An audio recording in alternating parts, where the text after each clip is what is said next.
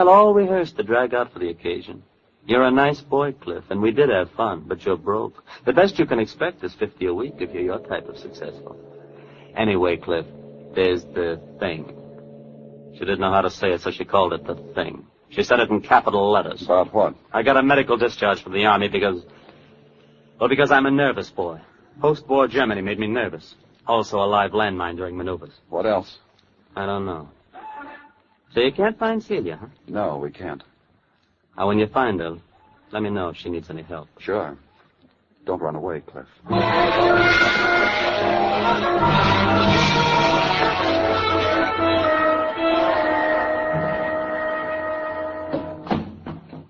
Look what I got on the tray, Danny. Nice surprise, huh? Huh?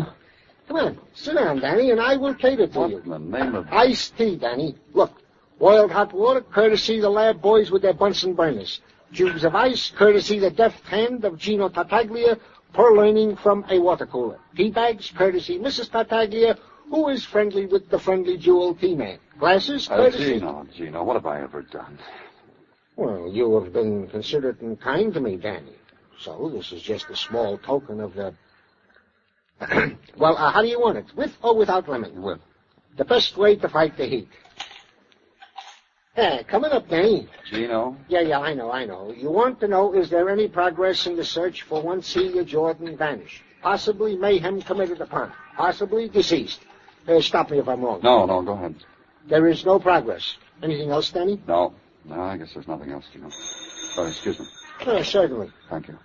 Danny Clover speaking. I understand you've been looking for me, Mr. Clover. Who is this? Celia Jordan. Are you all right? Not a mark on you, Mr. Clover, anywhere. Come see for yourself. You really should. It'll ease your mind. But we thought... Where are you, Miss Jordan? At the Amsterdam Hotel on 34th Street, room 2412. I'll be ready for you.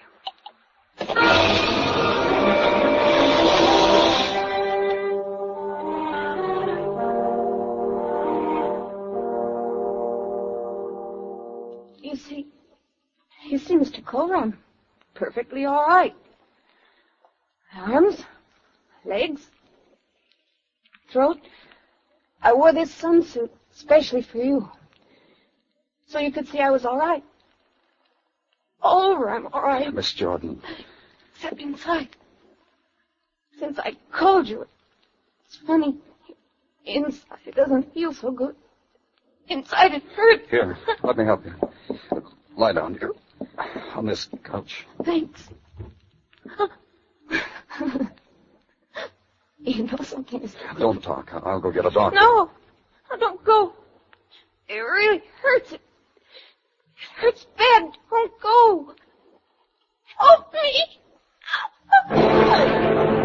Even after death touched her, whispered to her, eyes pleaded with me. The attitude of her body was a beggar's, contorted in pain, twisted and longing, grotesque with despair. And suddenly she could no longer reject it. Her body eased with the acceptance, was stilled because the poison inside her was stilled. Its shadow on her lips, in her eyes, the violence that had been marked for Celia Jordan was finally hers.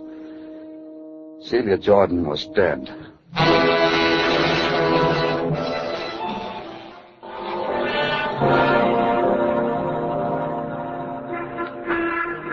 Summer begins its long dying.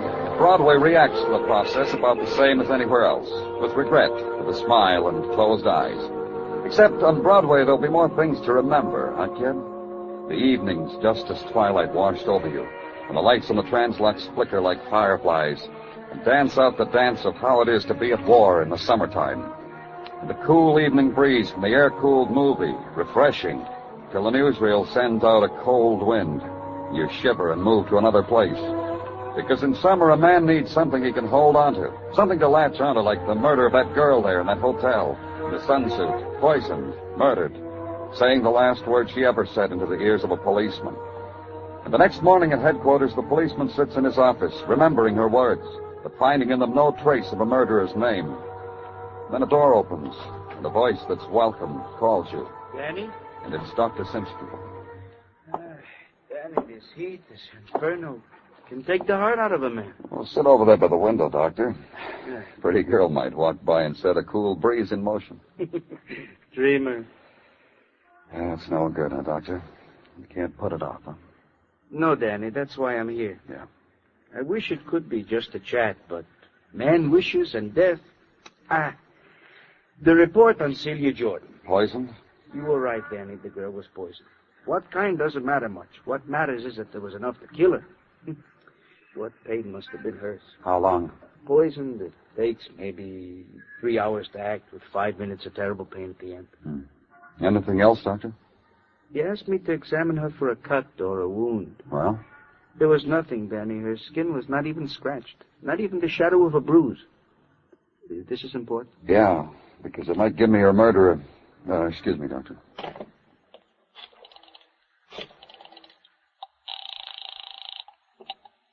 Muggavan here. Danny, I want you to take a plant, Muggavan. Okay, Danny, where? Who? Suffolk Hotel on 71st.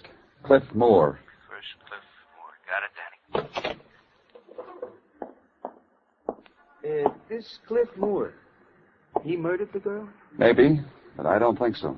Oh? This is a day for riddles, huh, Danny? No, Doctor. This is the day where I get a choice. I get 2 suspects for the price of 1. Yes, My name's Danny Clover. I'm from the police. Are you... this is Chelsea. You have the correct house? Yes. Well, then please come in. Thank you. Mrs. Chelsea, Sit down, please. All right. Yes? I wanted to talk to your husband. Oh, I'm afraid not. He's not home, you know. I stopped at his office. He wasn't there either. No, of course not. Then where is he? Oh, I'm afraid I couldn't tell you that. I really don't know where he is. The bother of it Don't is... you care where he is? Paul? My husband? Oh, no. Mrs. Chelsea, Is Paul in trouble? yes, he is. Well, fix your drink if you'd like. No, don't bother. It's in connection with a murder. Yeah, the one in this morning's paper. Celia Jordan's. Do you know about her? Well, Paul doesn't think I do, but I know all about her. Unfortunate. Some women never know why suddenly they come to hate the men they used to love. They blame it on routine, getting old, habit. So silly. And you hate your husband. Because of Celia Jordan. Has he murdered her? Maybe. Maybe someone else. We'll find out. Oh, I wouldn't suspect anyone else if I were you. That'd be stupid. Paul killed that girl. He told you he did? Oh, as much as did that. Oh. I confess it. I listen in on his telephone conversations. He thinks I eat chocolates when I lie in bed. Oh, I do, but I listen to his conversations on the extensions. Not much fun, but then it's not much effort either. What are you trying to tell me, Mrs. Chelsea? That girl was blackmailing Paul. Oh? $50,000. Was your husband going to pay it? Well, he said he'd meet her at the Amsterdam hotel, but I know it wasn't to pay the money. Oh, my, of course not. $50,000, Paul? And I guess he did commit murder if what you say is true. Please understand me. I'm plump, I'm a henhead, I eat chocolate, and I sleep most of the day. I'm a woman in her late 40s, so I would lie, but not to help Paul. Not Paul. Then you're glad your husband might be held for murder.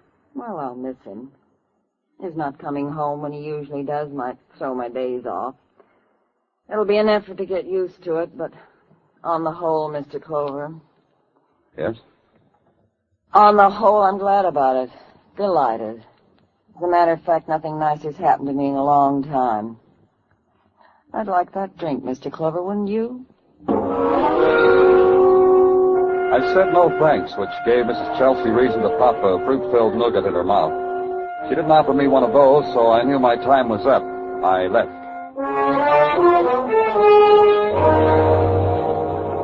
I checked Muggavan. Cliff Moore hadn't stirred, Muggavan told me. Then to find Mr. Chelsea. Back to his office. Not in. Try his club. I tried his club. Not in. Try the bar around the corner. Not there.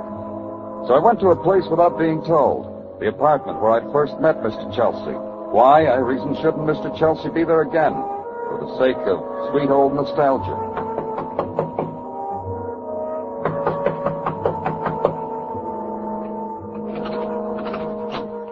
The door was open.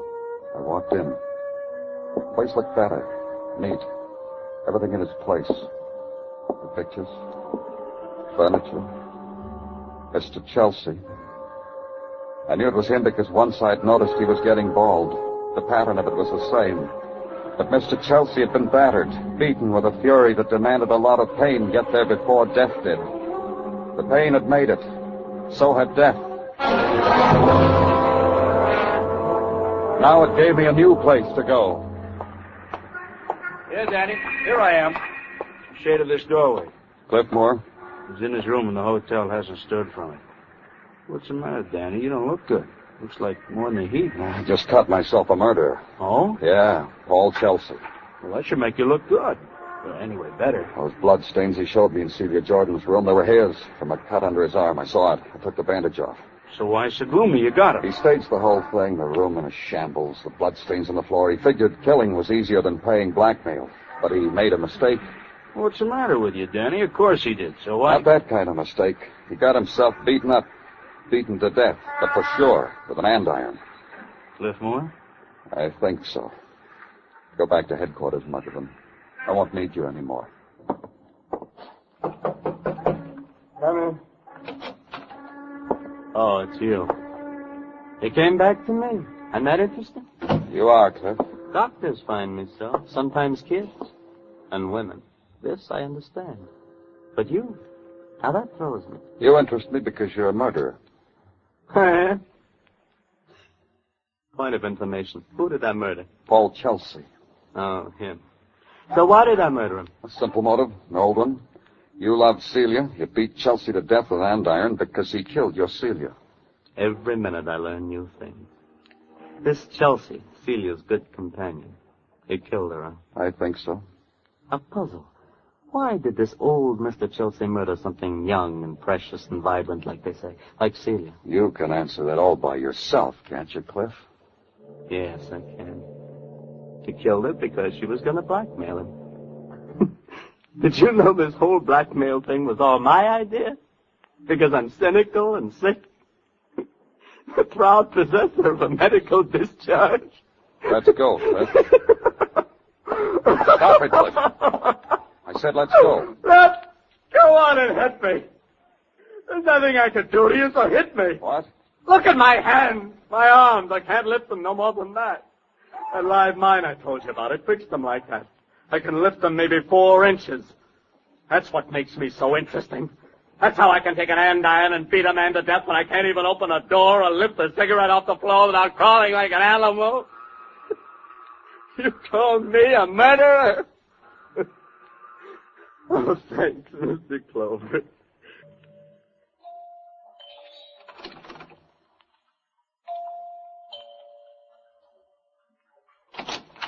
Oh, hi. And I was just dozing off, too. What now? May I come in, Mrs. Chelsea? Oh, and I was just dozing off, too. I have to talk to you. Oh, please come in. Oh, I hope this won't take too long. Sit down. No, I don't think so. Oh, what now, Mr. Clover? About Paul. Oh, Paul. He's dead. Oh, you're silly. He's dead, Mrs. Chelsea. He is? Paul? What? Why, you're not kidding me. He really is, isn't he? Uh-huh. Well, you better leave me alone, Mr. Clover. The things I said about him, you won't believe me if I cry. No, I won't. I don't blame you. Please, please go away. Who killed him? You don't know?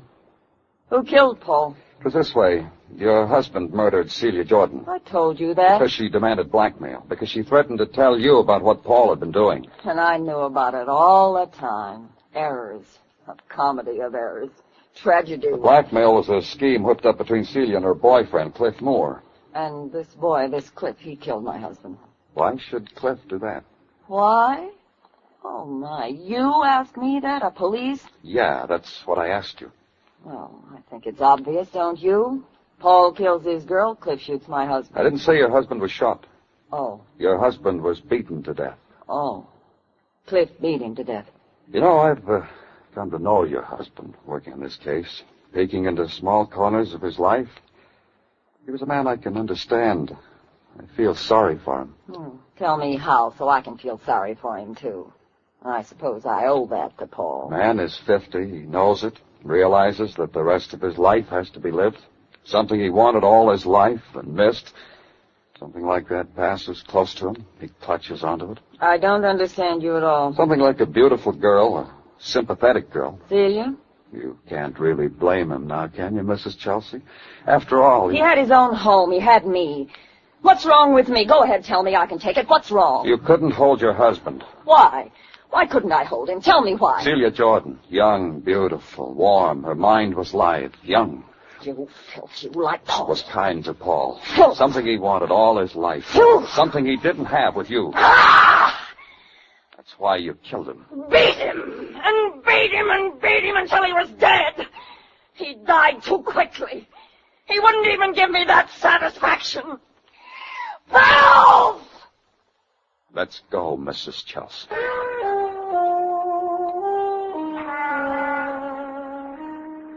When dawn touches Broadway, the shadows linger for one final caress, then leave and take away the night. A cloud drifts, and far away a bird dips and touches it with a wing. The time has come for the day. The people wake. The fury gathers. The crowd funnels into the streets. Walk easy, kid. The shock is on.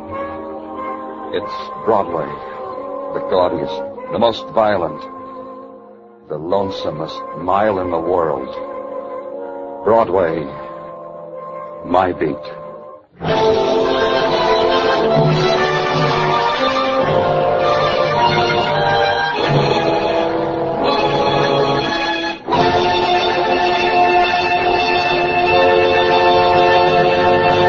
Ladies and gentlemen, the makers of Fatima cigarettes and the entire cast and crew and technicians of Dragnet respectfully dedicate tonight's program to the memory of Barton Yarbrough, who created and portrayed the role of Sergeant Ben Romero.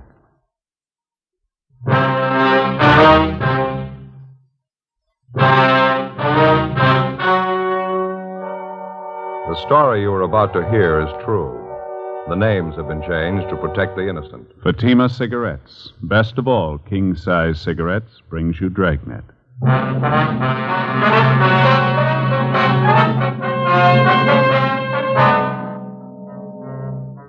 You're a detective sergeant.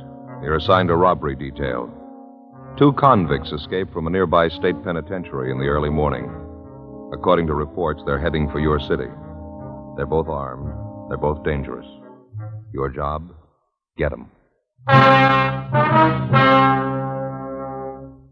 Fatima, America's first, largest-selling blended cigarette. Now king-size. See the difference. Taste the difference. Smoke the difference. And in Fatima, the difference is quality. Yes, you get all the advantages of extra length, plus Fatima quality, which no other king-size cigarette has. Fatima quality that gives you extra mildness, a much different, much better flavor and aroma. Definitely the best quality in its class, but the same price as the cigarette you're now smoking. So compare Fatima yourself today. When you see the difference, taste the difference, smoke the difference, you'll switch to Fatima. Because in Fatima, the difference is quality. Ask your dealer for Fatima in the bright, sunny yellow pack. Fatima, best of all king-size cigarettes.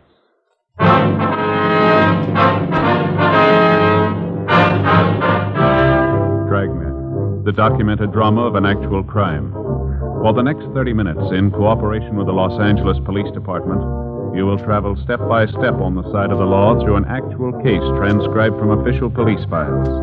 From beginning to end, from crime to punishment, Dragnet is the story of your police force in action.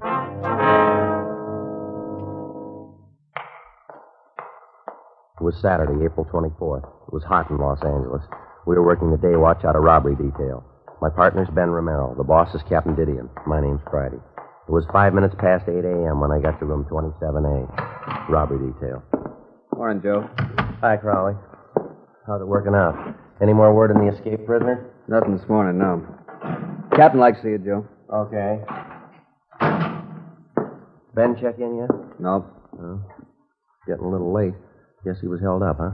Captain wants to see you right away. Some bad news, Joe. Oh, what's the matter? Maybe it'd be better if he told you. Oh, all right. Oh, morning, Joe. Hi. Do you want to see me? Yeah, come on in. Sit down. Yeah? Got some bad news, Joe. Real bad. What's the matter? I know how much it means. I wish I didn't have to be the one to tell you. Well, tell me what. Sorry, Joe. It's about Ben. Something's happened. Ben? Well, what do you mean? We were notified about it early this morning. I thought about calling you. Figured it'd be better if I told you in person. Well, what's the matter? Is Ben sick? He's dead, Joe. Ben's dead early this morning. What? Yeah, sorry. Heart attack happened a little after 6 o'clock this morning. No. Got out of bed, started dressing to go to work, went downstairs to put a pot of coffee on, make some toast. Wife heard him fall. She went downstairs and found him. Already dead. Went fast. Look, I don't get this. It couldn't be. Sorry, Joe. Means a lot to all of us. Yeah, well, I still don't get it. Ben didn't have any trouble with his heart. He never mentioned anything about it. Well, maybe that was the trouble. It was his heart, all right. When his wife found him, she called the doctor and the fire department rescue squad. They worked over him for an hour. No use. And his wife called me. Enough to tear your heart out. Yeah. I can't believe it. What'd she say? Well, she didn't break up. Too shocked to realize it, I guess. Sounded apologetic. Said, "I'm sorry, Captain. This is Mrs. Romero. Ben died this morning. I thought you ought to know. Ben's dead." Oh, that's terrible. It's a lousy shame. Kept saying the same thing over again. "I'm sorry, Ben's dead. I thought you ought to know. Ben's dead." Yeah. Joe Whitehead and I went out there right away, tried to talk to her. Wasn't much use. Excuse me. I'm sorry. Yeah. You were with him a long time. Yeah. 11 years.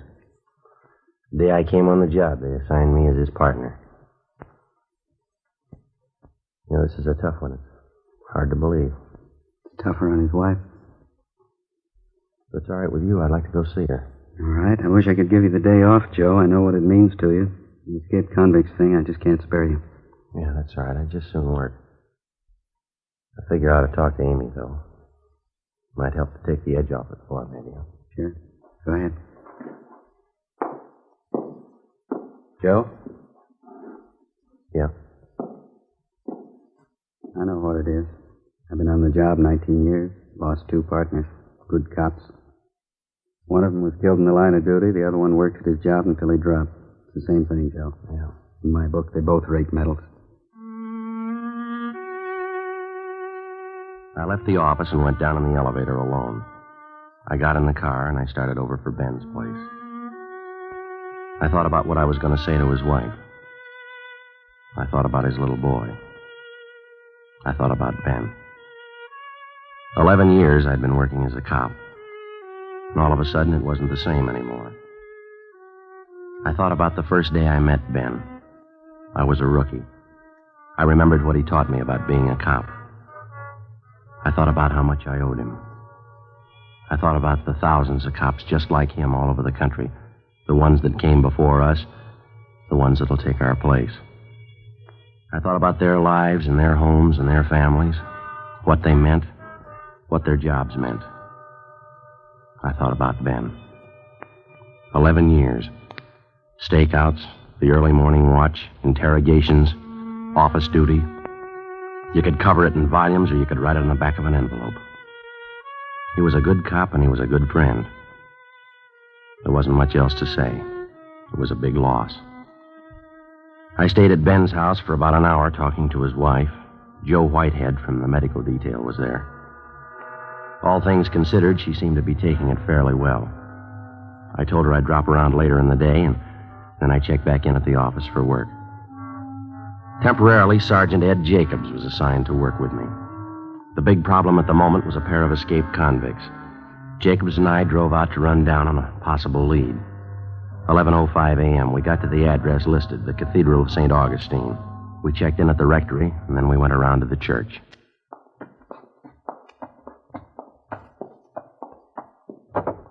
Go ahead. Okay.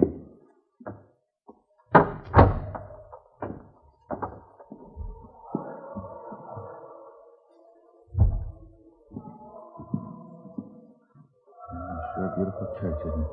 Yeah, it's a nice choir, isn't it? Wonder if they're holding services. No, choir's probably just practicing. You see the priest around anywhere, Ed? No. Oh, yeah, someone over by the side altar there. Looks like the padre. Yeah, come on. Easter hymns. Sure pretty, aren't they? Yeah, they sure are. It really takes me back. You'd never believe it, Joe. What's that? I used to be a boy tenor. Excuse me, please? Yes? Are you Father Newman? Yes, that's right. Can I help you? Police officers, Father. I see. This is my partner, Sergeant Jacobs. My name's Friday. Oh, found you. Housekeeper over at the rectory told us we could find you here. I'd like to talk to you for a few minutes if you got the time, Father. Let's see. I have confessions starting at 3 o'clock. Leaves me about 10 minutes. What was it about, Sergeant? Well, we're inquiring about a Stanley Blair, Father. We understand that you knew him fairly well. Oh, yes, I do. Matter of fact, I read about him in the paper this morning. The trouble he's in. Is that what you wanted to talk about? Yes, sir, that's right. We're making a check of all his known friends, his relatives. Very unfortunate, isn't it? Did the newspapers have the story correct? Yes, sir, I'm afraid so. Yeah, I wonder if we could step outside, Father. We could talk out there without disturbing anyone in church. Surely, Sergeant. This way, please. Thank you. Certainly a tragedy. I mean, happening at Easter time. I'll remember the boy in my Mass tomorrow. Lord knows he can use some prayers. Yes, sir, I guess he can.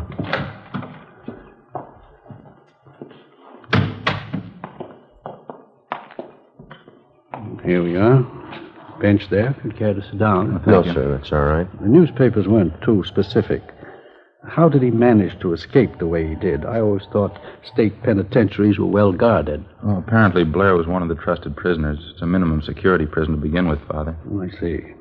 I suppose Blair and the man he escaped with thought about it a good deal. According to the paper, it was well planned. When did they get away, last night? Oh, it was this morning. Prison officials figure about 2 a.m. They slugged a guard and went over the wall. Somehow the two of them got hold of a gun, held up a motorist on the highway and stole his car. That's the last report we had. Terrible. Do the police consider them dangerous? Well, they're armed, Father. Both of them were doing time for robbery. They've both used guns before. How about possible contacts he might have out of town, Father? Can you help us there at all? I'm afraid not, Sergeant. I think Stan knew some people in San Francisco. I don't know their names or addresses, though. I haven't any idea. And there's no special person or place that you know of that he'd be likely to go if he heads back for Los Angeles? No, none I can think of. You imagine he'd be likely to come back here? We're not sure. Last report we had seemed to indicate Blair and his partner were heading this way. Prison's only about 40 miles away. Could be there in the city now. I don't understand. I mean, with all the police looking for them, why would they come back here? They probably figure they can find cover a lot easier than they could in some of the small towns. Sergeant. Yeah, Father. Do you think they'll have trouble taking Stan? I mean, can they take him alive? Well, we'll try our best to make it that way. It's like I told you, Father. He's got a gun. If he's cornered, there's a good chance he might try to shoot his way out. It gets discouraging sometimes. I try to help them. I pray for them. Young thieves. I only hope they're all as lucky as he was. How's that, sir? The grotto back there in the garden. Figure of a man in it. Oh, yeah. It's a statue of Dismas. One of the luckiest men who ever lived. I like to tell fellas like Stan about him. I don't think I understand, Father. You know the story of the crucifixion, the two men who were crucified with Christ. They were both thieves. A few minutes before he died, one of the thieves turned to Christ on the cross, confessed his crimes, asked our Lord to remember him. Christ told him, "This day you'll be with me in paradise." The man's name was Dismas. We like to call him the good thief. Uh-huh. I told Stan about it right here in this courtyard. He should have remembered it. Yeah, I guess so. I told him you never give up hope. You can make the grade in the last 5 minutes of your life. Stan ought to know better. He ought to remember. Sir? The good thief. He made it with a prayer, not with a gun in his hand.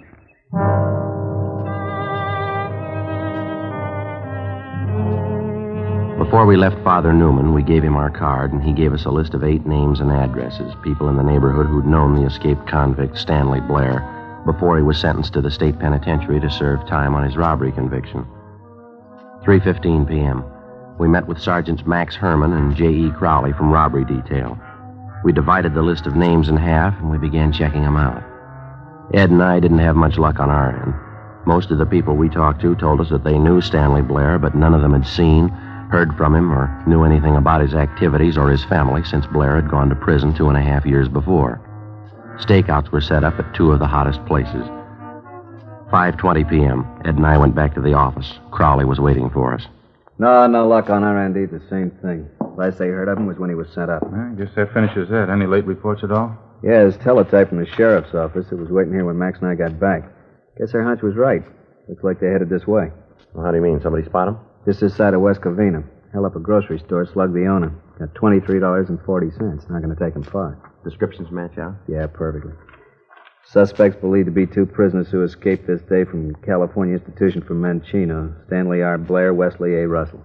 There's something else. Yeah? The grocery store they knocked over, they picked up another gun, the owner's.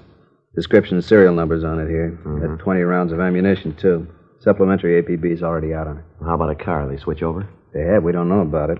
Apparently they're still using the Buick coupe they took from that motorist this morning. No reports on it, though. It's a queer one. You'd think somebody'd spot it. They got the highway patrol working this? Highway patrol, sheriff's office, our department, everybody you can name. By the way, you had R&I pull their mugshots, didn't you? Yeah, both of them, Blair and Russell. They're running off the duplicates now. 500 of them should be about ready. Pretty good shots? Stand-up mugs, fairly recent. They were made the last time we had the two of them through here.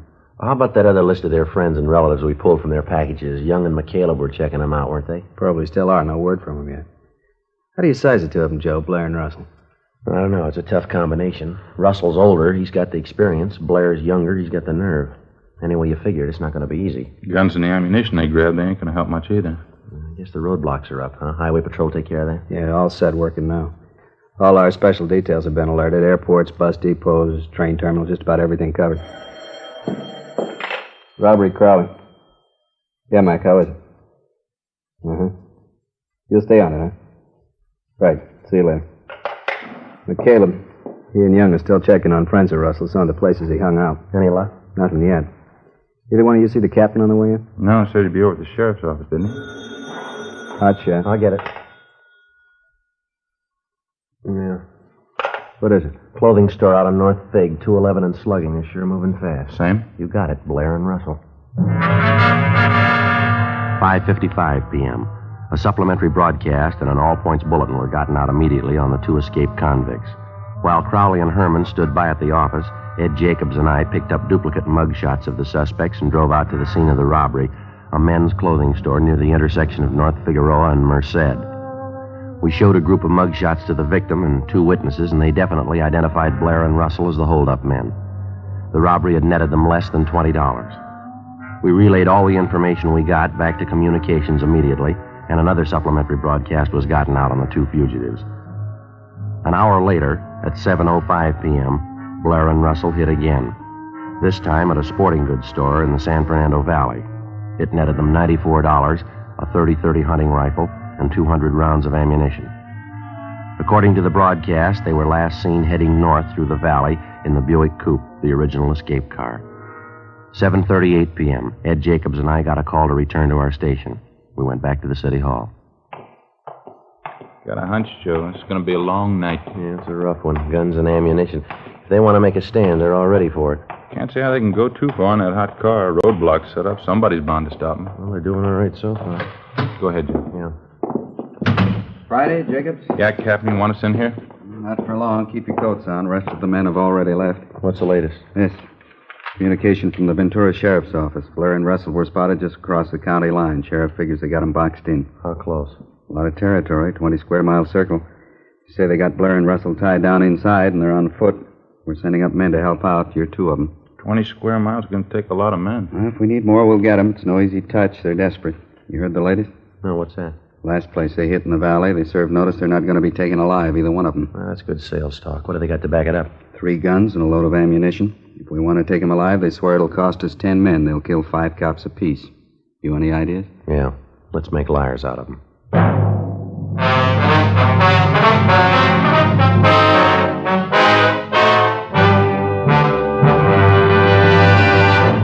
You are listening to Dragnet, authentic stories of your police force in action.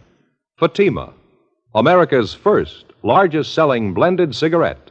Now king size. See the difference, taste the difference, smoke the difference. And in Fatima, The difference is quality. Yes, you get all the advantages of extra length, plus Fatima quality, which no other king-size cigarette has. You see, Fatima contains the finest domestic and Turkish tobaccos, superbly blended. And Fatima is extra mild, with a much different, much better flavor and aroma. Fatima, definitely the best quality in its class, but the same price as the cigarette you're now smoking. No wonder more smokers now insist on king-size Fatima than ever before. Friends, try Fatima.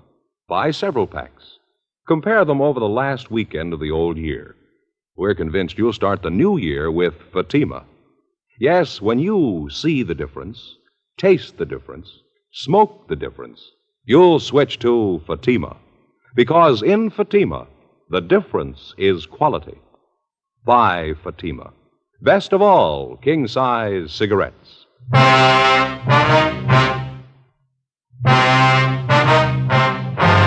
Saturday, April 24th, 9 p.m. Along with Captain Didion and a dozen other men from robbery detail, Ed Jacobs and I left the office and headed north up through the San Fernando Valley. The area where the two escaped convicts were reportedly surrounded was just on the outskirts of Ventura County line. On the way out, we stopped for a minute and I phoned Ben's house. His wife had been given a sedative and she was resting. Her folks were with her. 10:15 p.m. We arrived at the meeting point on the edge of the blockaded area from which the search was being directed. Communication facilities had been set up along with a field kitchen to feed the men taking part in the hunt. There were over 500 of them. From our office, the L.A. Sheriff's Department, the State Highway Patrol, the Ventura Sheriff's Department, and a couple of dozen private citizens who lived in the area. Together with Max Herman and Crowley, Ed Jacobs and I took up our position in the line of men that stretched north and east, then north again, circling the entire area. 20 square miles of it. The line drew slowly inward. 12 midnight. 1 a.m. No sign of the suspects. We stayed at it. You get no idea of the size of these hayfields till you start hiking them. Yeah. Throw the light over there, will you, Ed? Irrigation ditch there. Right there? That it? Yeah. That's okay. It's a long hike. I'd sure like to see some of that hot coffee pretty soon. Yeah, same here. Nice setup they got, huh? That field kitchen? Yeah. Hey, Joe! Joe Brady! Yeah, Crowley? You got the riot gun, haven't you? Yeah, we got it. You want to send up another flare? Toward the clump of trees. Over this way. Light it up good, huh? Okay, Crowley. About a 45-degree angle, Joe. That ought to do it, huh? Yeah, okay. That ought to do it. Really lights it up, doesn't it? Yeah. You got any extra magnesium shells there, Ed? Yeah. Let me get one for you here. Here you are. Thanks. There we go. Friday, that you? Yeah, Captain, over here. No use beating the brush here anymore. We're moving up 3 miles north. How come? Blair and Russell, they hit again, kidnapped an old couple from a farmhouse. They still on foot? Yeah, as far as we know, they're hemmed in a 2 square mile area. They may try to break out, use the old couple for a shield. Well, where's that leave us? I don't know. You think they'd harm the old couple? They kidnapped them. They're desperate. You figure it. 1:45 a.m. All of the men in the search party were shifted north to the area where the 2 escaped convicts and their kidnapped victims were last seen.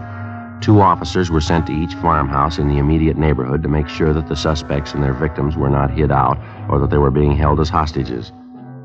The officers were ordered to remain at the homes in the event that Blair and Russell might try to find cover. The searching party moved in slowly over the affected area. We knew for certain the suspects were still somewhere inside. 2:15 a.m. Still no sign of them. The lines drew in closer. 2:30 a.m. Can't be much longer, that's sure. Yeah, well, I can't understand it. We should have jumped them by now. There's only a few hundred feet to go. There's the other line closing in toward us. Wonder if they could have slipped through. Beats me, Ed. Who's that coming? Can you see? Yeah, looks like Crowley. Yeah, that's him. Joe? Ed? Yeah. Hiya. Over here. You got any word? They found the old couple tied up in an irrigation ditch half a mile south of here. They all right? Yeah, they're okay. Old lady's forehead, bad head wound. She was slugged. She and her husband have been taken to the hospital. How about Blair and Russell? No word.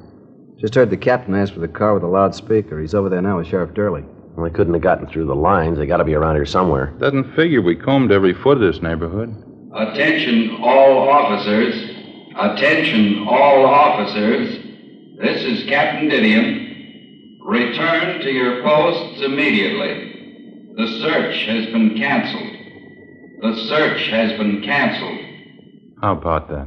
I don't know. Come on, let's find out. There he is, just getting out of the car. Captain? Yeah. What's the matter? Are we giving it up?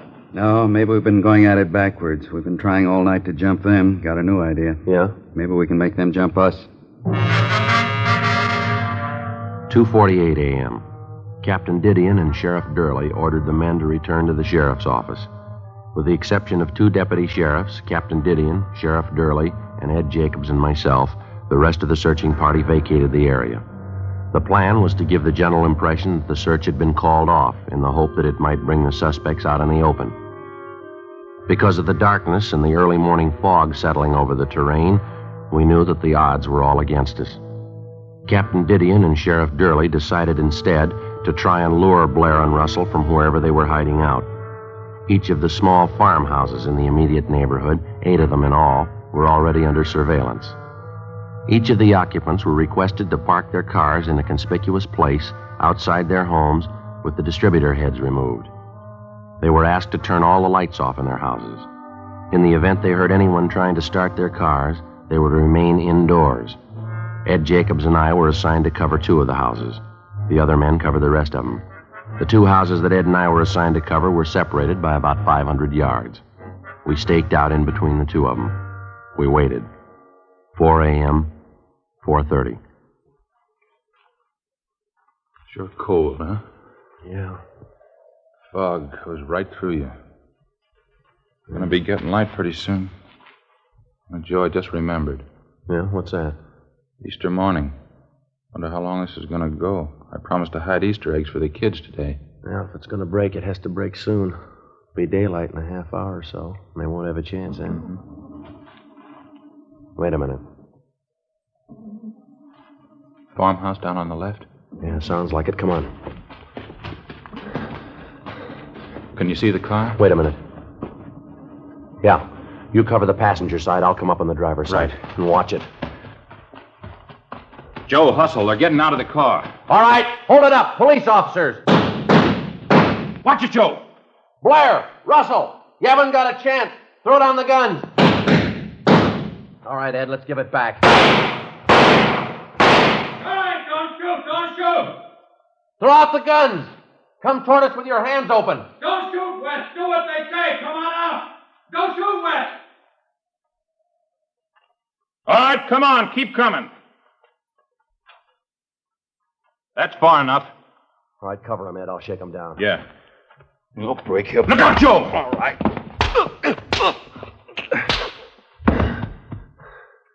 You want to throw the cuffs on him? Yeah, right.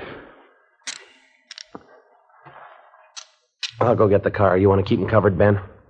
Excuse me, Ed. Ed, I mean. It's all right. Too bad he wasn't here tonight. How can you tell for sure?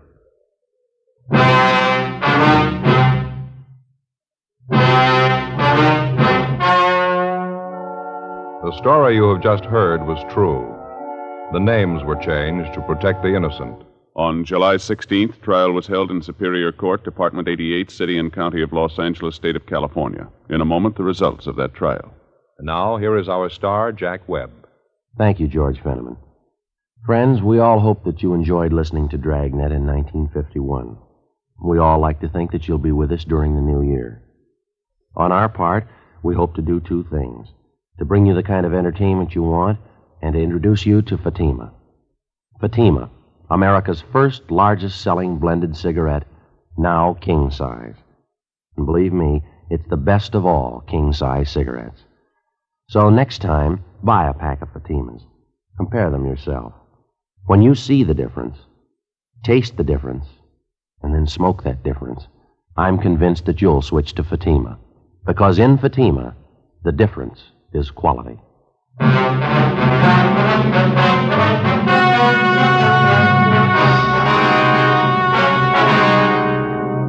Stand Stanley Blair and Wesley Russell were tried and convicted on 3 counts of first-degree robbery and 1 count of kidnapping. They received sentences as prescribed by law. First-degree robbery is punishable by imprisonment from 5 years to life. Kidnapping is punishable by imprisonment for not less than 1 nor more than 20 years. 1 count of escape is still pending.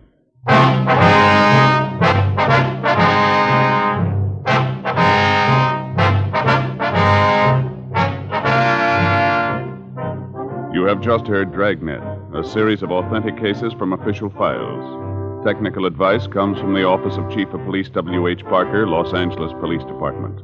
Heard tonight were Barney Phillips and Vic Perrin. Script by Jim Moser. Music by Walter Schumann.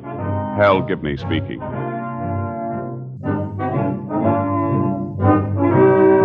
Fatima Cigarettes, best of all king-size cigarettes, has brought you Dragnet, transcribed from Los Angeles.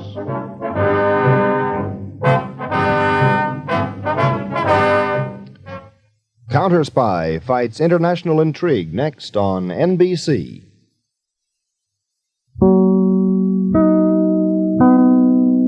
You're watching Westerns Radio live on YouTube and TikTok at OTR Westerns. For more great shows, go to OTRWesterns.com. The makers of Old Nick. Old Nick. Oh, boy, Old Nick is a wonderful candy bar. And Bit of Honey Bit of honey? It's a honey, honey, honey of a candy bar. present David Harding, Counter Spy.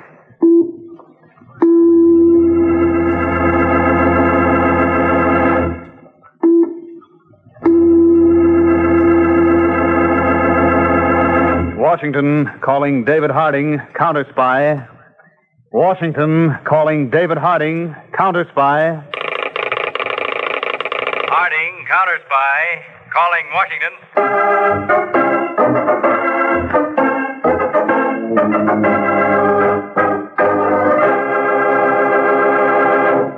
Before we begin today's Counter Spy case, Sally, let's try another experiment in psychology with Bit of Honey Candy Bar. Like the one they reported in Life magazine a while back when we did mental telepathy for Old Nick? Yes, except today, just for fun, let's try conditioned reaction. Jesse Crawford will help us. And now, in the Bit of Honey song, these 4 notes stand for the words Bit of Honey. Those notes are a musical symbol for the words Bit of Honey. In a few seconds, our listeners will find that little tune brings the same sense of delicious satisfaction that is now produced by the words Bit of Honey. Okay, here we go. Ladies and gentlemen, is always fine, but especially in the summertime. You see, has a distinctive mild honey flavor sprinkled all through. Our crunchy crushed almonds, the separate wrapping of the 6 generous pieces in a candy bar, makes it extra easy and convenient to eat in summertime. What's more, the unusual zesty flavor of candy bar is especially appropriate to warm weather. Try for yourself wherever fine candy is sold. Ask for Candy Bar this evening if you can. You'll agree that, yes, Bit of Honey is a honey, honey, honey of a candy bar, and only 5 cents.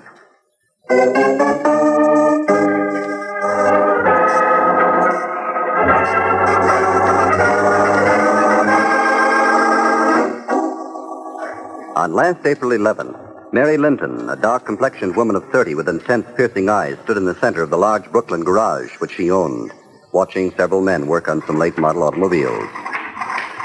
Cora Linton, her younger sister, and a very pretty girl, watched the repair work for a moment and then turned to Mary. Mary? Mary? Sorry, Cora. You saying something? Yeah, I think I'm going to trot off to the movies.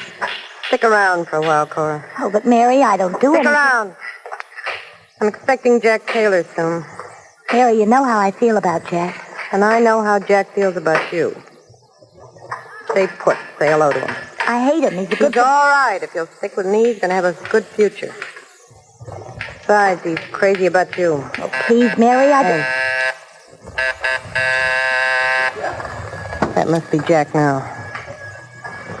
All right. Open her up, Tony.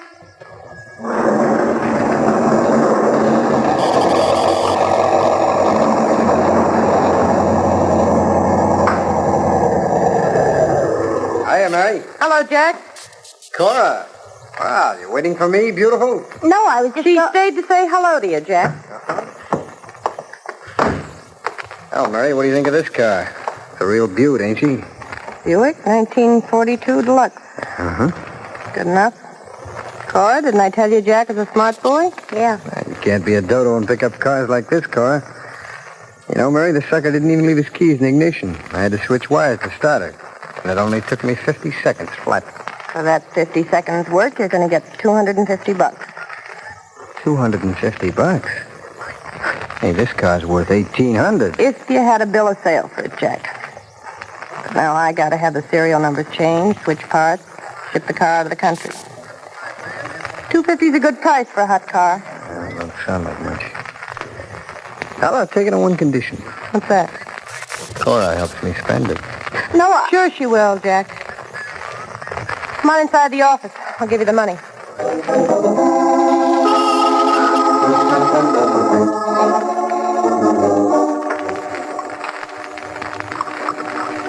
Got your ride, Cora. I don't want anything to drink, Mary. Suit yourself. I wish you'd listen when I want to say something. I know what you're going to say. You don't like the racket we're in. Yes. Be nice to those cooks. How can you do this to me, Mary? Look, my darling sister, in my own funny way, I love you. Sure. I want you to be nice to Jack Taylor because the sap brings me $1,800 cars for $250. But if Jack or anybody gets fresh with you, I'll put a bullet in him myself. But it's not only Jack. I'm scared of the cops and the counter spies. If we're caught, I'll see that you slip out, Cora. Meanwhile, the racket is paying for this swell apartment, all our clothes, anything we want. Honest, Mary, I'd rather go to work. Doing what? You can't even type. Forget it. Let me do the worrying. I'll take that. Yep. Miss Linton? Which one? Mary Linton. Speaking. Miss Linton, my name is Sam French. I'm from Chicago. So? A mutual friend of ours told me to look you up. Who is he? Alf Burton. Yeah? Alf Burton's a very good friend of mine. Alf and I are buddies. Can I come over to see you? Why not? We'll be home. You've got the address, I suppose? Right. All right. Bye. Who is that, Mary? A man named Sam French from Chicago. He says Alf Burton sent him. Who? Alf Burton, Chicago. You don't know him. Anybody he sends over should be all right, I guess. Not sure, hmm? Nothing like making sure, Cora. We're going to check before we get chummy.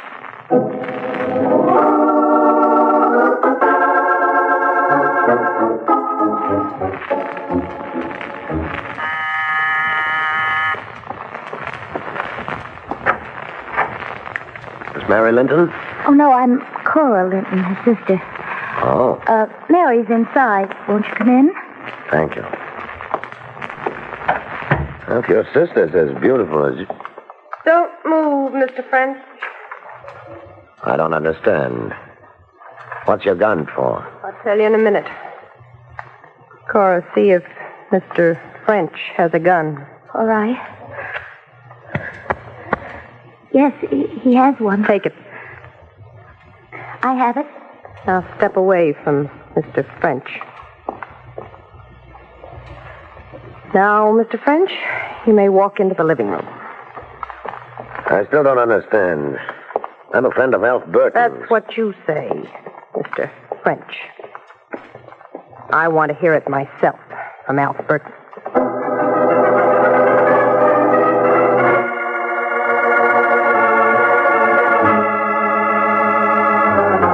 I'm fine, Alf. Look, reason I'm phoning you, did you send up a friend to see me? Sure did, Mary. Smart boy named Sam French. Well, there's a guy here now who claims he's Sam French. What does he look like? About 5 feet 9 to 10, blue eyes, straight, short nose. So far, so good? Nice-looking boy with them blue eyes and blonde hair. Hold it. What'd you say about his hair? Wait, I forgot to tell you. Don't move. Try that again and I'll blast you. Alf, what'd you say was the color of Sam French's hair? Blonde. Color of straw. Can't miss it. Man here is dark-haired, black. Hold it. Now, wait a minute. Just give me a chance to talk, will you? Talk fast, mister. My hair's dyed. I had to fool the police. I didn't want them to know I was going to New York. Examine my hair. You'll see it's Oh, dyed. Mary, maybe he's telling the truth. He's got blue eyes. Don't move. Hello, Alf. I'm not sure of this man. Anything more definite I can identify? Yeah. Come to think of it, there is. Sam French has a little strawberry mark on his left arm. Try to get it off once. There's an acid mark around. Wait a minute, I'll see. You, roll up your left sleeve. That's right, my birthmark. Gonna hold it off. Cora, don't get in front of him. Just see what he's got on his left arm. Oh. What's a small red mark, a birthmark? There's a scar around it. Your hair could be dyed. Thanks, Alf. Drop in when you're in New York. Guess you're all right, Sam. Whew. I wouldn't want to go through that again. Sorry. I had to be sure. You're a smart dame, Mary. Like Alf said. Just the kind of dame I want to hook up with. We can talk about that at dinner. I know a nice place where we can talk. We owe you a treat for that scare.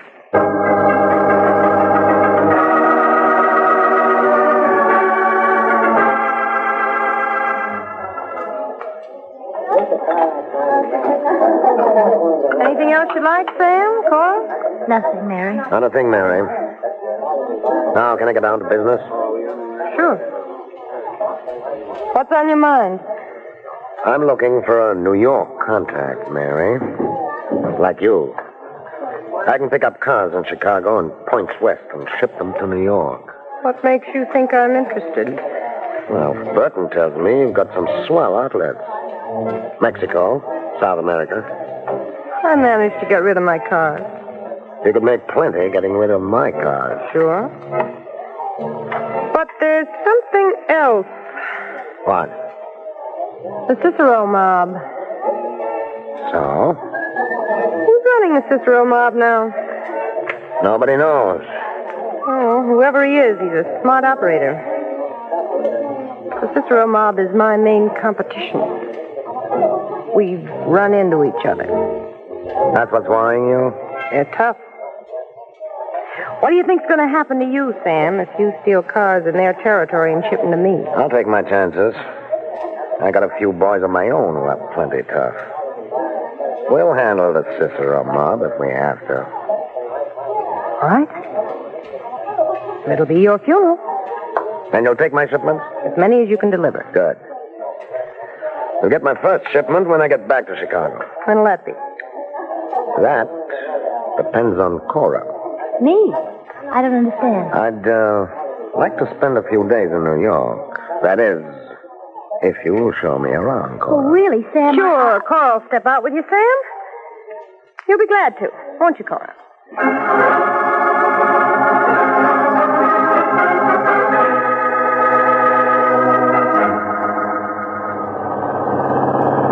I didn't know you could drive this well, Cora. Well, this car drives itself. Where'd you get it, Mr. French? I bought it. I wouldn't drive a stolen car. Certainly a bit of honey of a car. Turn into that dirt road ahead. Why? It's a shortcut.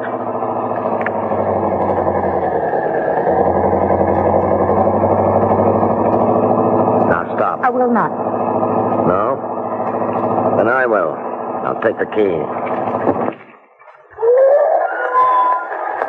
Sam, please. Better relax, Cora. I won't hurt you. Sam, please give me that key. When I tell Mary, she's not going to like this, Sam. But you're not going to tell her. Sam, she'll kill you, I swear. I can take care of myself. What's more, I'm going to take care of you. Sam, you wouldn't. That's not what you think. I'm just going to, sort of hold you in protective custody. Protective? What for? I just want your sister to come to terms. But I thought you hadn't this evening at the restaurant. That's what I wanted Mary to think, Cora. She doesn't know that I'm the leader of the Cicero mob. Why, you... I don't want to have to hurt you, Cora. This is a private fight between Mary and me. I'm taking over the New York territory, and I'm going to...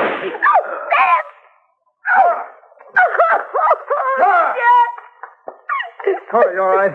Yeah. You wanted to kidnap me. All right now, baby. Don't worry. Jack, how'd you know? I just didn't like his face. I didn't like you traveling around with him, so I followed you. It's all Mary's fault. She made me go out with her. It's Mary's fault. What's that about Mary? It's Mary's fault. Mary made me be nice to Sam, made me nice to all the men I didn't want to. Oh, she did, huh? Cora, here, you take my gun. Go on, take it. Put it in your pocketbook so if any other guy tries to pull a fast one. Thanks, Jack. Now, will you take me home? Sure. Oh, wait a minute. I got a better idea. Take the gun out of your bag. But you said... Go on. Drop it on the floor of the car near this punk. All right. Now, come on. We'll get out of here before somebody sees us. And we're going to have a talk with Mary.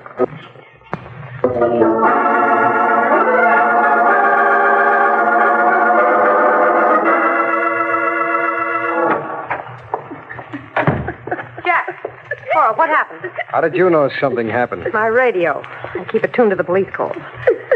Cora, what happened? The police announcer says Sam French is dead. He is. I shot him. Start talking, Jack. Your little playmate from Chicago was going to play kidnap with Cora until you came to terms. Terms? We came to an agreement earlier this evening. Oh, yeah? Sam was leader of the Cicero mob. What? He came here to get you out of the way.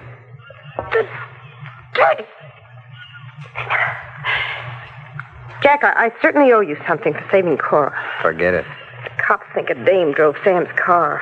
Cora must have left a couple of hairpins or something. That's all? Yeah, well, nothing to worry about. The car was Sam's. I'll never trace it to... What's so funny? Mary, the murder gun is in the car. Right alongside of Sam French. I don't get it. The cops will, Mary. Cora's fingerprints are all over that gun. What? You crazy? You shot Sam. Sure, but I wiped off my prints and handed the gun to Cora. Her fingerprints are all over it. Cora ran out. The police will think only one thing. Cora killed Sam and ran away. You did that to Cora? You did that to my kid sister, you slimy rat! Dirty double... Stop, wait a minute. Stay away from that drawer. Here, he's got a gun.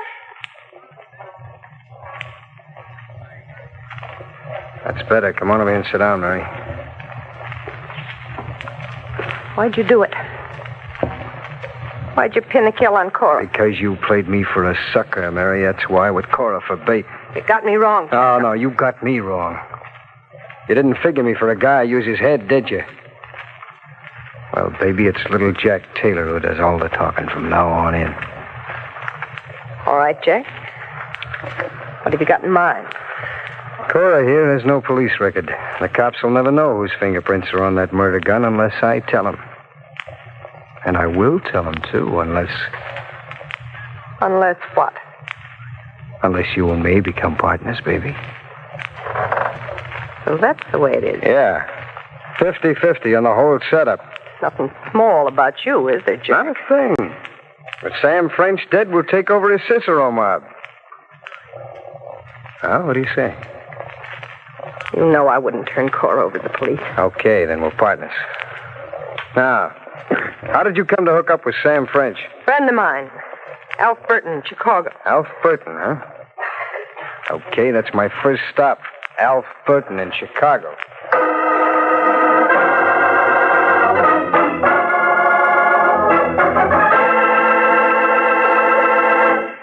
Counter Spy will continue in just a moment. But right now, I can see that Jimmy wants to wheedle an old Nick candy bar or a nickel out of me. Today, Jimmy, you won't do it. I'm determined. You're absolutely right, Mr. Krupp. I want to apologize for the way I've been putting you on the spot. I've flattered you, asked you riddles, and teased you in order to get old Nick candy bars. It's not fair, is it? Oh, Jimmy, I don't really mind. No, sir, I haven't been fair. For instance, You have an Old Nick candy bar in your pocket today, haven't you? Well, certainly. I always have an Old Nick candy bar handy. It's as fine a candy bar as I know, with that thick milk chocolate coating. Creamy, buttery, smooth caramel. And the fudge and... Oh, fresh toasted nuts.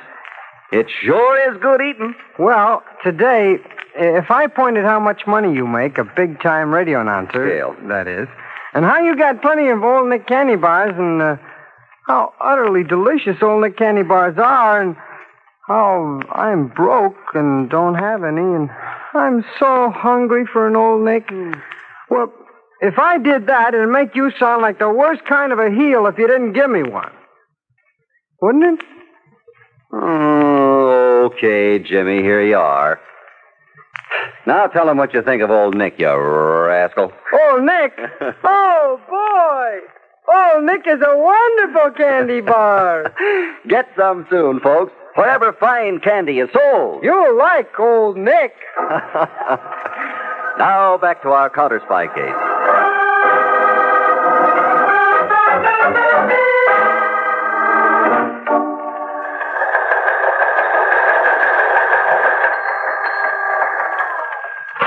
I'll take this report into Mr. Harding myself. Busy, Chief? Oh, hello, Peters. Just studying this map layout of stolen cars in the United States. Maybe this teletype report will fit in, Chief. Sam French, a hot car artist from Chicago, was just killed in New York. Uh-oh. This may be the beginning. Of what? This report of stolen cars shows that the heaviest concentrations are around New York and Chicago. Sam French, a Chicago mobster, being killed in New York means only one thing. The New York and Chicago gangs are beginning to cross each other. Exactly. Peters, there's enough incentive in stolen cars for gangsters to start a bloody massacre that may rival Prohibition days. We've got to stop it, Peters, before it gets started.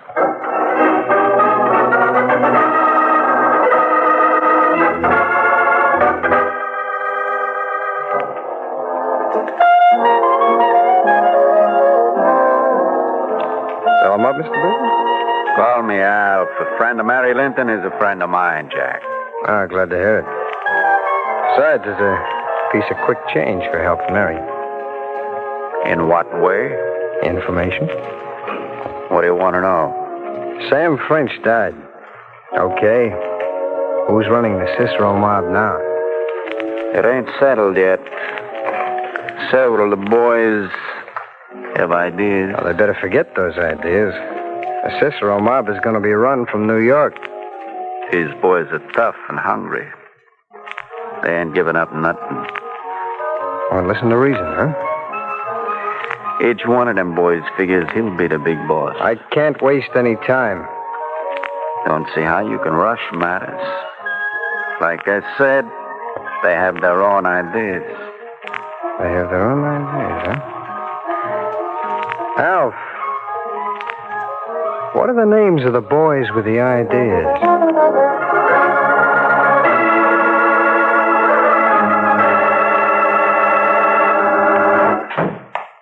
Gang war is flaring up in Chicago, Mr. Harding. What's the report? 2 more gangsters killed in Chicago. Both men were connected with Sam French at one time.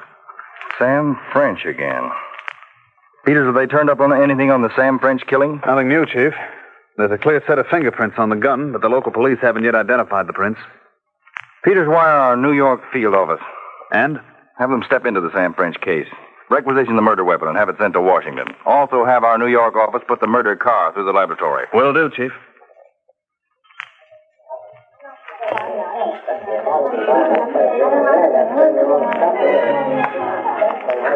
Well, I guess I kind of got this little blowout coming to me, huh, Mary? You're working fast, Jack. But those men who were killed in Chicago. Listen to the baby. There'll be plenty more killed before I'm finished, Carl. I'm organizing Chicago if I have to knock off every last mobster in that town. Jack, I've been in the racket longer than you. So? I never had to do any killing. Murder's a sure way to get the cops down on you. You were all right for that local stuff, Mary, but this is big time. I'm going to combine all the hot car setups in the entire country. And I'm going to do it fast and sure. By killing? By knocking off the opposition before it gets started. Mary, I can't stand it any longer. Take it easy, Carl. All this killing. Stealing cars is bad enough, but murder and more murder. Getting any ideas, Cora? Yes, I'm getting out. I'll leave town, go to work somewhere. Oh, no, you won't. You can't stop me. I'll run away. Cora, the cops have got a set of fingerprints on a murder gun, remember? Now, just suppose they find out whose prints they are. Now, stop it, both of you. Cora isn't going anywhere. Cora better not get any ideas. Stop crying, Cora. Go powder your nose or something. All right. Mary, I don't like the way Cora acts. All this talk about killing, she'll get over it. Cora may be your sister, but... What do you mean? Sister or no sister, she's getting dangerous. I don't like what you're driving You'd at. better. Mary, there might be a time when it'll be either Cora or you. Shut up. Cora's no danger. I'll control her. You better.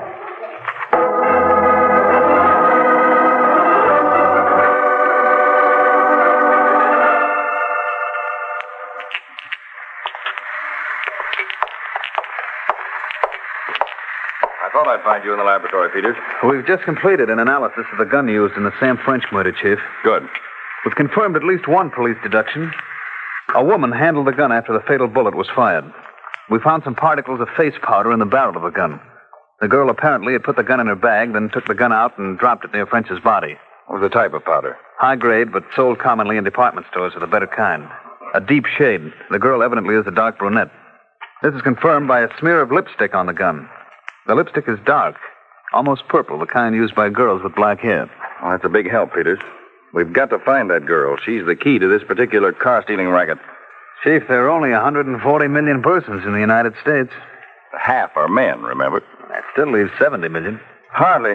The murder took place in New York. We can reasonably infer that the girl's a New York resident. New York City, most probably. I'll go along with you on that, Chief, but it still leaves about 7 million persons. 3.5 million women. Not if you stop to think a minute, Peters. Most women have hair of varying shades of brown. Blondes and extreme brunettes are in the minority. That's right. And here's something else. This girl was driving Sam French's car. It's reasonable to assume that she had a driver's license. That's exactly, Peters. That narrows it to a girl with black hair, eyes probably deep brown or black, who has a driver's license and is on file with the Motor Vehicle Bureau in New York. At best, Chief, there'll still be several hundred girls in New York answering to that description. That's true enough. Now, have we received an analysis of the murder car? Not yet, but it may come through at any time. Well, a chemical analysis of the dust on the floor of the car, dust from the shoes of the driver, will isolate still further the neighborhood where this girl lives. It's logical. Peters, order a plane for New York. I've got an idea we may be able to locate the girl who was with Sam French.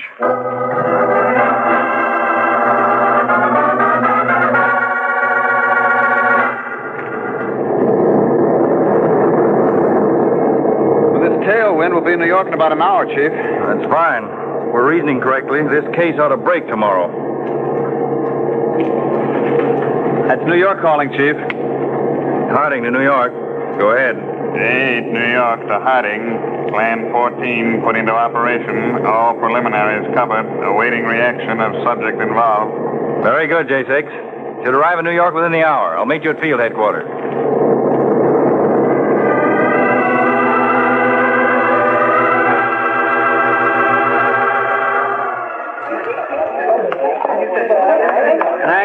Come on, move up, please, lady. I got this notice to bring my license to the Motor Vehicle Bureau. You're in the right place, lady. You got your right license? Yes, but I don't understand why I... You and all the rest of the people online, all we want is your license. You'll be given new ones. Oh, here it is. Anything wrong with it? Not a thing. We're starting to issue a new form, that's all. See, Cora Linton, address, good enough. Sit down. Your name will be called and the new blanks filled out. No additional fee.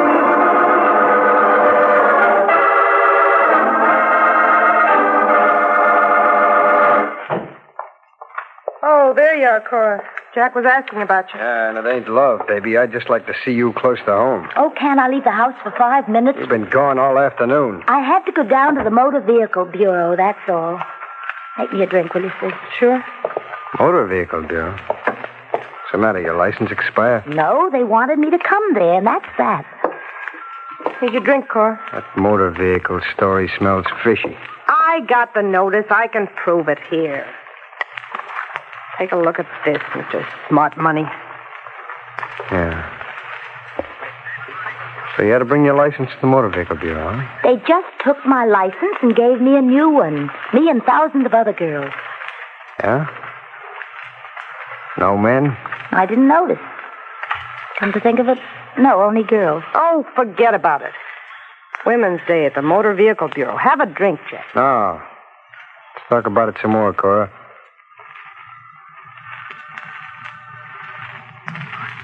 What kind of women were there? I don't know. Girls, young women. Only young women, huh? Lots of brunettes? I don't...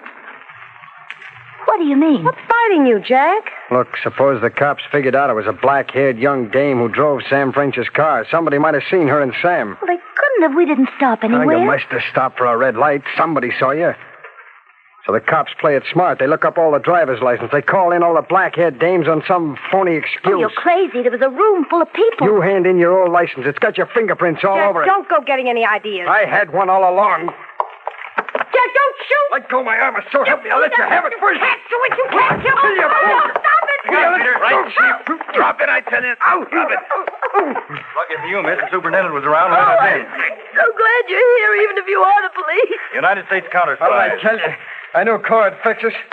But she ain't getting away with it. That's the girl who killed Sam French. Her fingerprints are on the murder He's case. lying. Please, listen to me. He's lying.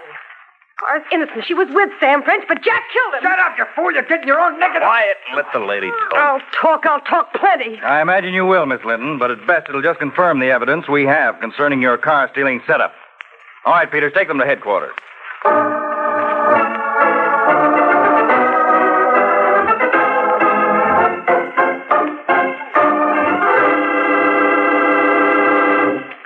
David Harding will be back in just a moment to tell you about next week's exciting case. Hey, I sure want to hear about that. I heard it was sensational. But don't you want to hear about Old Nick candy bars first, Jimmy? Now, look, Mr. Krupp, Roger. What can you tell me about Old Nick candy bars? I enjoy one every day. That's all I need to know. But what about those folks who never had the pleasure of tasting Old Nick? Never tasted Old Nick candy bar? Is it possible? That's right. Even though Old Nick has been a favorite of millions for over a quarter century, there are still some folks who've never enjoyed that smooth, thick chocolate coating. The crunchy peanuts and buttery rich caramel? And the creamy fudge. 4 famous candies blended into one delicious bar. Now, what do you know? Well, what'll we do? Tell him. Tell him? Old Nick? Oh, boy. Old Nick is a wonderful candy bar. As Jimmy points out, you've missed a rare treat if you've missed Old Nick. Get some Old Nick candy bars soon. Why not this evening? You'll like Old Nick.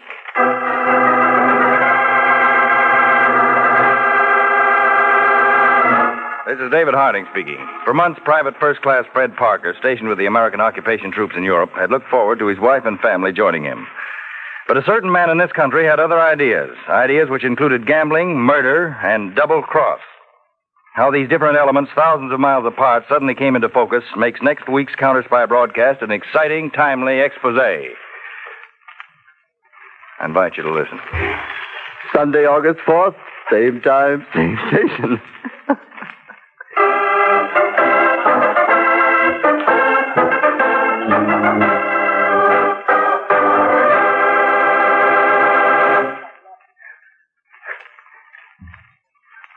David Harding, Counter Spy, is a Phillips H. Lord production. 3345. 3345. What Green Hornet?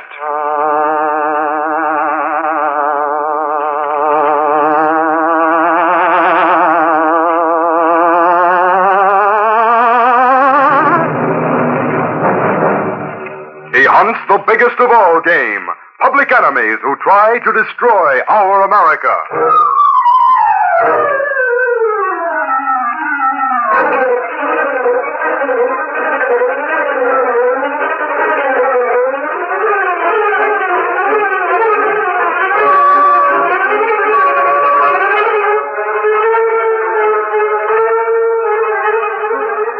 With his faithful valet Cato, Britt Reed, daring young publisher, matches wits with the underworld, risking his life that criminals and racketeers within the law may feel its weight by the sting of the Green Hornet.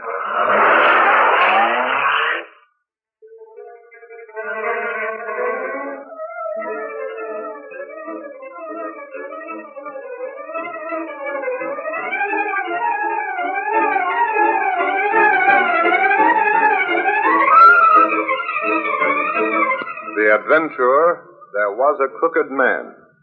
The events and characters depicted in this drama are fictitious. Any similarity to actual persons, living or dead, is purely coincidental.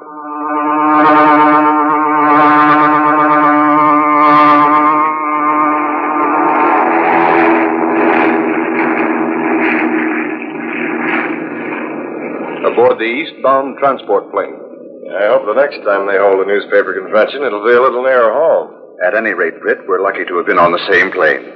Hope you got as much out of your convention as I got out of my trip to Chicago. All of which reminds me, Conway, why did you go to Chicago? Why? Well, when James Conway, a one-man grand jury investigating graft, leaves for an airplane trip, that's news. That's what I'm afraid of. I'd as soon rather not have it known that I went to Chicago. Oh? Hope you won't publicize it. The simplest way to keep things out of the paper, Conway, is to confide in a newspaper man. If he thinks you're trying to hide something and put one over on him, you'll get answers and publish them. Frankly, then, I went there in connection with the graft problem. I assumed as much. There were a couple of men doing a term in Joliet. I had enough on them to make sure of another rap when they finished this one. So they were glad to talk to me. You wouldn't resort to blackmail to get facts, would you? Britt, in smashing this graft ring, I'd resort to practically anything. Bad is that? Worse than anyone realizes. Right here in this briefcase, I hold the data that will smash this ring. How about some advance information? Well, I might make a deal with you. You want information to get what you call a scoop for your paper. I'd like to have the Daily Sentinel be the first to announce what you will reveal. And you'll have your scoop. If. What's the if, Conway? If you let me have everything in your possession pertaining to the Green Hornet. What? The Green Hornet. But, Conway, what makes you think the Daily Sentinel has anything about him? Perhaps you haven't. In that case, I'll get the worst of the bargain. On the other hand, perhaps you have. I'll have to rely entirely on your word of honor. I see. I'll promise you a scoop on my expose when I'm ready to break it. Provided you give me your word of honor to tell me all you know about the Green Hornet. Well, my word of honor. Precisely. Let me think this proposition over, Conway. What? Think it over? Then you do know more about it than the police have announced. I'm not committing myself just yet. Oh, by the way, I must send a radiogram to the paper to have my valet meet me at the field. Well, that won't be necessary. My daughter Polly will be there. Oh, but I don't want... She'll have her car to meet me. Drop you any place you say. Well, if it won't put you out, you can drop me at my office. Not at all, Reed. Glad to.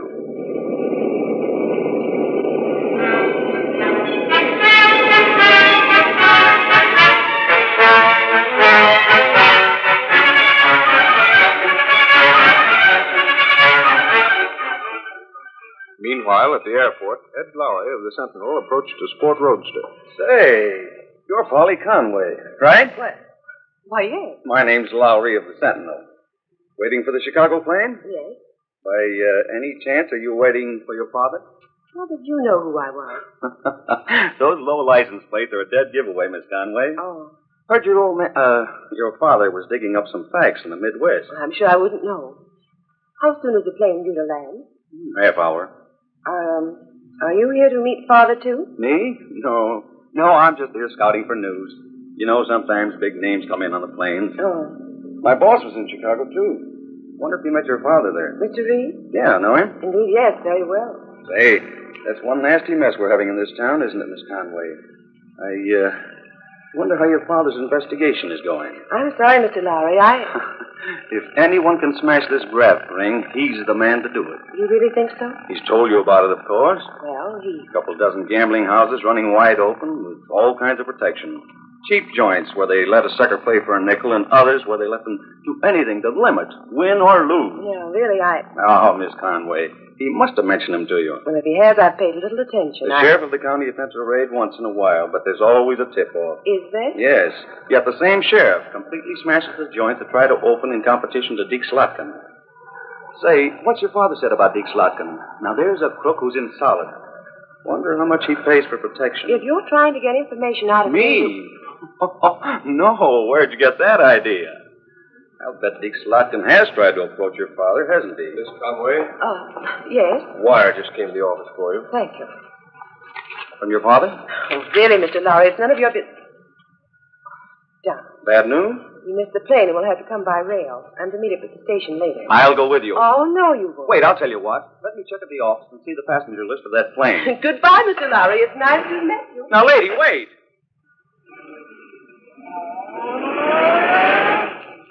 Gosh, what a girl.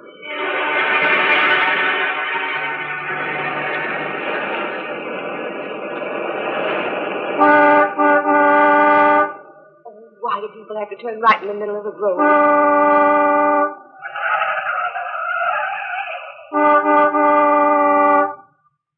Can't you pull to the side and let me pass? Just a minute, lady. Oh, I didn't see.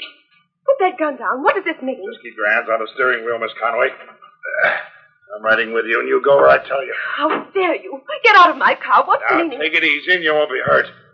Okay, boys. Pull to the side and let us by. You can't get away with this. Turn left at the next side road. Why, you... Do as I say.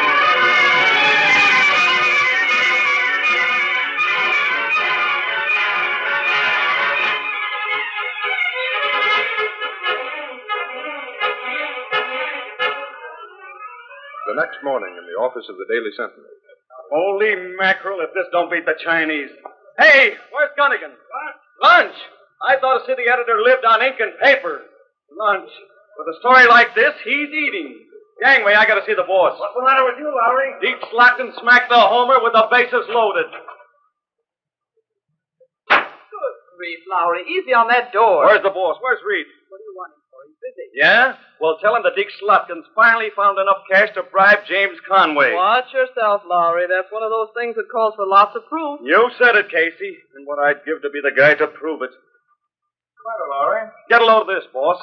Conway reports that he couldn't find a thing against Deke Slotkin, the sheriff, or anyone else in the gambling ring. What? Here's his statement. It just came in. Oh, but that's impossible. It's a lot of bunk. He had plenty of stuff before he went to Chicago. How do you know he went to Chicago? Don't ask me. I know, that's all. That trip was kept secret. The guy in Conway's spot conducting a grand jury investigation don't have any secrets. Besides, I was at the airport yesterday. His daughter Polly was there. Oh, she was? Yeah, I tried to get some information from her, but she was too smart. She wasn't there when the plane landed. No, her father didn't come by plane. Got a wire to meet him at the Central Station. He came by train. Hey, wait a minute, Lowry. Let's get this straight. You say Conway wired that he'd not be on that plane? Sure, then his daughter drove away. You say that he did have enough charges against the Slotkin crowd before he went to Chicago? Yeah, and he must have got something in Chicago. Now he comes back and says he has no evidence. Hands in a report that the sheriff and his stooges are perfectly okay. Says Deke Slotkin is on the level. And we know darn well this county reeks with graft. But Lowry. Yeah? James Conway was on that plane. He was? Yes, certainly. I talked with him all the way from Chicago. Why did he send that wire? Why didn't he have his daughter stay there? This case, get Conway on the phone. Be it at his office, try his home. If he's not there, try the Civic Club. Right. Lowry, you get on the trail of Deke Slotkin. Me? Right. Yeah, James Have Slade cover the sheriff's office. Get Parker and Milray and have them cover some of Slotkin's joints tonight and see how they're doing. They'll know whether or not the gambling is running full blast. And if it is? They'll know Slotkin's mob feels perfectly safe. I get it. The last 2 weeks they've had a soft pedal on. Get going. Don't worry, I'm on my way. Sorry, buddy, I didn't see you come. James Conway. Conway, the very man I want to see. Come in. I was just calling Hey, you. Mr. Conway, I want to talk to you. On your way, Lowry. This doesn't change instructions as far as you're concerned. Oh, how do you... Britt, I want to speak to you. There's no one I'd sooner see. Privately, if you please. Oh, come on in my office. Miss Case, if those other men Lowry's going to call for me should come in for orders, have them wait. Yes, Mr. There we are. Sit down, Conway. One of my reporters brought in some news about you. Yes, I know they did. All the papers have it. I couldn't do anything else. I had to issue that statement. That you made no findings whatever against the gambling graft? Yes, Reed, I had no choice. What's behind this, Conway? Reed, there's just one man who knows I did have information. Oh, I knew it. You told me as much on the plane yesterday. That's why I'm here today. To ask, to beg you, Reed, to forget everything I said yesterday. Why? Please don't ask any questions. Will you do as I ask? It's a large order, Conway. I know. You told me yesterday you were ready to smash the gambling ring in this county. You said you got enough information in Chicago to expose the sheriff and his crooked deputies. You guaranteed to prove that Deke Slotkin could run his gambling houses wide open because he was paying plenty for protection. I know. I wish I'd bitten my tongue off before I said that. What's happened since then? I can't tell you. I can't tell anyone. Conway, I told you yesterday that you could trust a newspaper man. This is different. I also told you that if you tried to put one over on a newspaper man, he'd go a long way to get to the bottom of things. I know, Reed. But this, well, you can't get to the bottom of this. Where's your daughter, Conway? What? You heard me. Where's your daughter, Polly? Why, that is, she's out of town. Are you sure she's out of town? What are you driving at, Reed? Just this, Conway. Your daughter went to meet you at the airport yesterday. Someone sent her a telegram. She drove away from the airport. Has anyone seen her since then? Good Lord, how do you know these Has things? she been taken by Slotkin's mob? Reed, Are they holding her? Do they demand that you surrender all the evidence against them as the price for her safety? You seem to know. Conway, what are you going to do about it? I have no choice, Reed. Are you going to let a gang of crooks get away with? Reed, for 20 years I've served the public, worked for the interests of the people. When Matterling ran for the office of sheriff, I fought against his election. He was elected through no fault of mine. You needn't tell me, Conway. I fought with you. As soon as Matterling took office, he started this tie-up with Slotkin. To correct the mistake the voters made, I kept after him. I did have a case against him. I meant to expose him. But now I can't, Reed. I'll give everything I've got in public service, except my daughter.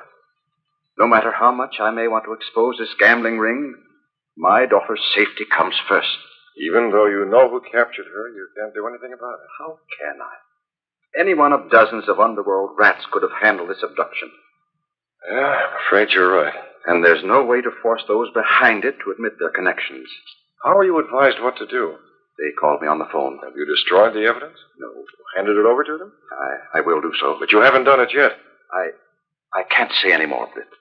I came here simply to ask you to forget what I said yesterday. Where is that evidence now? Britt, I can't say any more. Will you do what I've asked? You may count on me, Conway. I knew I could.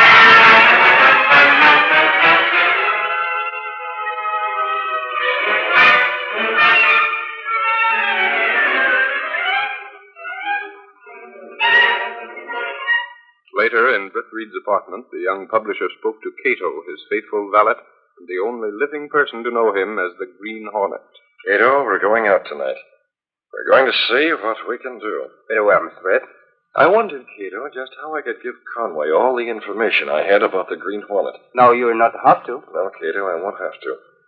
His daughter's disappearance makes it unnecessary to keep that bargain with Conway. Still, I'd almost prefer telling him the whole story if it were the only way to smash this gambling ring. Mr. Britt, Mr. Conway's a smart man. Conway's very smart, Cato. He's told no one else about his daughter's abduction. I'm the only one. Then you must be careful, sir. You're right. If the Hornet should show a knowledge of his daughter's abduction, Conway will know Britt Reed is the Green Hornet. Unless what, Mr. Britt? Unless Conway is made to believe that the Green Hornet is one of the abductors. Come, Cato. The mask and the weapon. Tonight, Conway is going to meet the Green Hornet.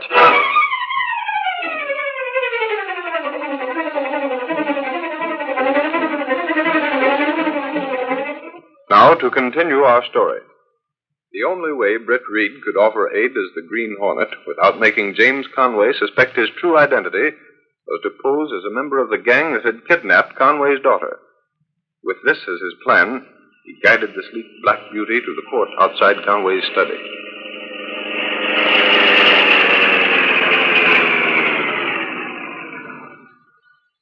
Wait here in the car, Cato. Yes, Mr. Britt. I'll go through that French window. Conway's in his study. Very well.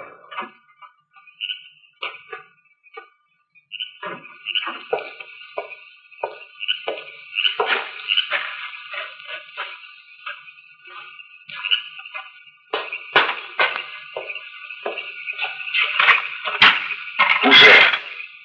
What are you doing in here? Back inside. Matt. In, Conway. We'll talk inside the study. The Green Hornet. Yes, you know why I'm here, don't you? I can imagine. Why? You and those other rats are after the portfolio. Well, where is it? I thought there'd be a phone call. I've been waiting for it. I'm here. There's no need for the phone call. But if I give you what you want, how do I know my daughter will return safely? You'll have to take your chances on that. If she's seen any of you, you might not let her go free to testify. She certainly won't go free if you don't stop stalling. Hand over those affidavits. But Be quick about it. Yes, I have them. I'll get them. Now you, put your hands up. Boy, you... Hurry. Raise your hands or I'll blast you into eternity. More nerve than I gave you credit for, Conway. Take off that mask. Conway, you know what this will mean to your daughter? I know that I'm about to learn the identity of the Green Hornet. After that, I'll dictate the terms. You'll send my daughter back, not to save the gambling ring, but to protect yourself. My silence in exchange for my daughter's life. Don't be a fool, Conway. You can't help your daughter this way. Take off that mask. Take it. Something's wrong. My throat. Too bad, Conway. Forgot I might have an assistant. Shot gas from the window just in time. Now get in here quickly. We've got to find those papers. They must be in here somewhere. He was waiting for a phone call from the gang. We better hurry. He started for this drawer. Perhaps. Yeah, here's a portfolio. Is that the one? Yes. Yes. Well, this evidence is enough to send Sheriff Matterling, 3 of his deputies, and the entire gambling ring to jail for life. He had them here. On top of that, they have a kidnapping charge to face. Conway said he was waiting for a phone call. Yes, sir. It was to tell him how to go about exchanging these papers for his daughter. Well, we'll stay right here and take that call.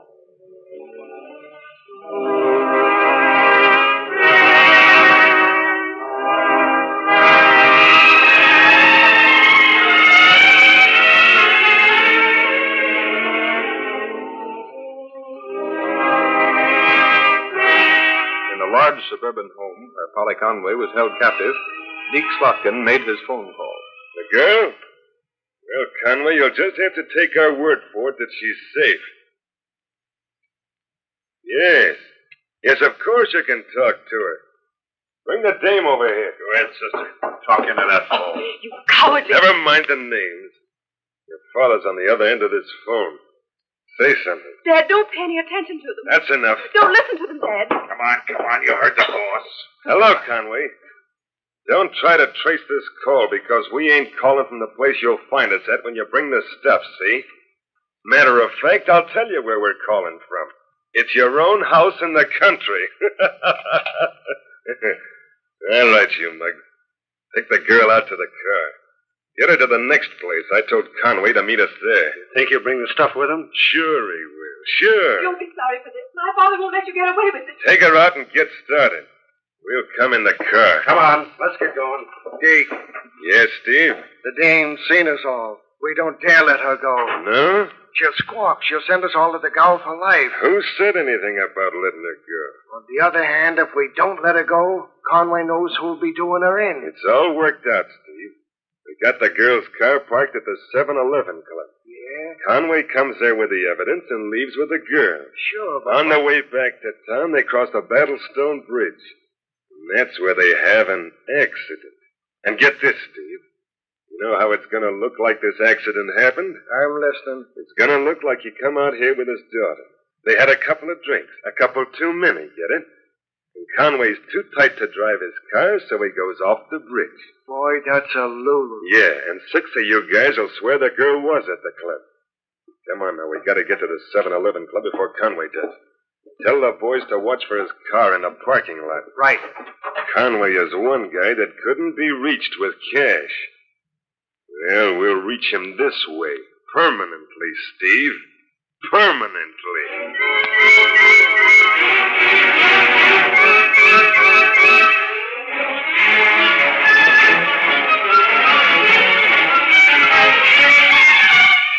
When James Conway recovered consciousness... What? Hornet. A green hornet. Gas. I remember. Gas. Knocked me out.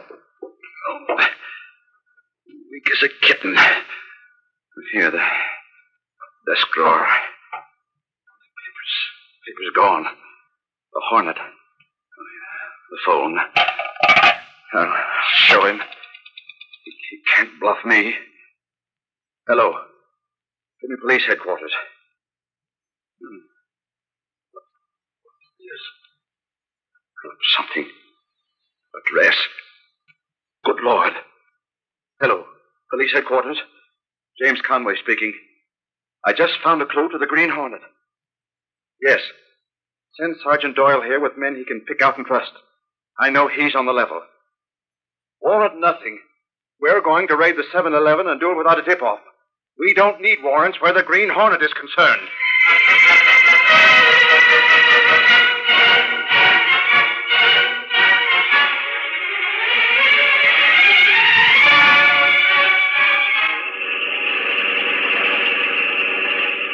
Cato, these papers tell all about the 7-Eleven Club.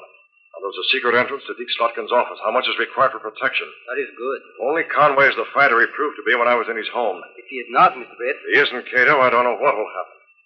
It might mean the end of the Green Hornet. Our luck must make James Conway realize what the note I dropped in his office meant. It must give him added courage enough to act on it. More, Mr. Brett. More? What do you mean more? You must get out of the club. Yes, that's a problem, Cato. Once inside the 7-Eleven Club, how am I going to get out? There's a club just ahead. Now to find that secret entrance. According to the information in the portfolio, that entrance to Deke Slotkin's office must be through that little woodshed. Yes, Mr. Brett. Well, that's the way I'm going in. Take the car, Cato, and leave me here. But, Mr. Brett, how do you get away? I don't know yet, Cato, but don't bother about me. You get this car back to the hiding place. There's nothing more you can do.